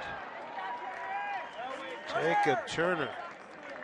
It's a big punch out. It's his second strikeout. One away here in the 10th. Pretty good run on the fastball, and he pitched him away with the fastball. I think maybe it surprised him as he catches the inside corner. Sardinas 0 for 4, struck out 3 times. Now Leonys Martin with Aoki on deck.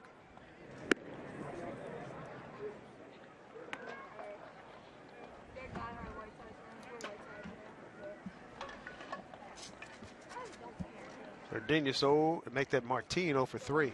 Not anymore. There's your ball game. High and deep on the Burn. Mariners win 5-4. Turner missed with the first breaking ball, and he took a chance that he was going to get a fastball and turned on it. Martin's second homer, 7th RBI, dramatic blow to get us out of here. Impressive. Leonys Martin. Boy, did he smoke that one. 5-4 Mariners, the final. As the Mariners run their record to 12-12-2, the Sox drop to 12-10-1. They didn't get a lot of hits today, but fortunately for them, 2 of them leave the ballpark. Nelson Cruz hits one out to tie the ball game, and then Martin, the game winner. Give the fans what they wanted. Game-winning home run here in the 10th.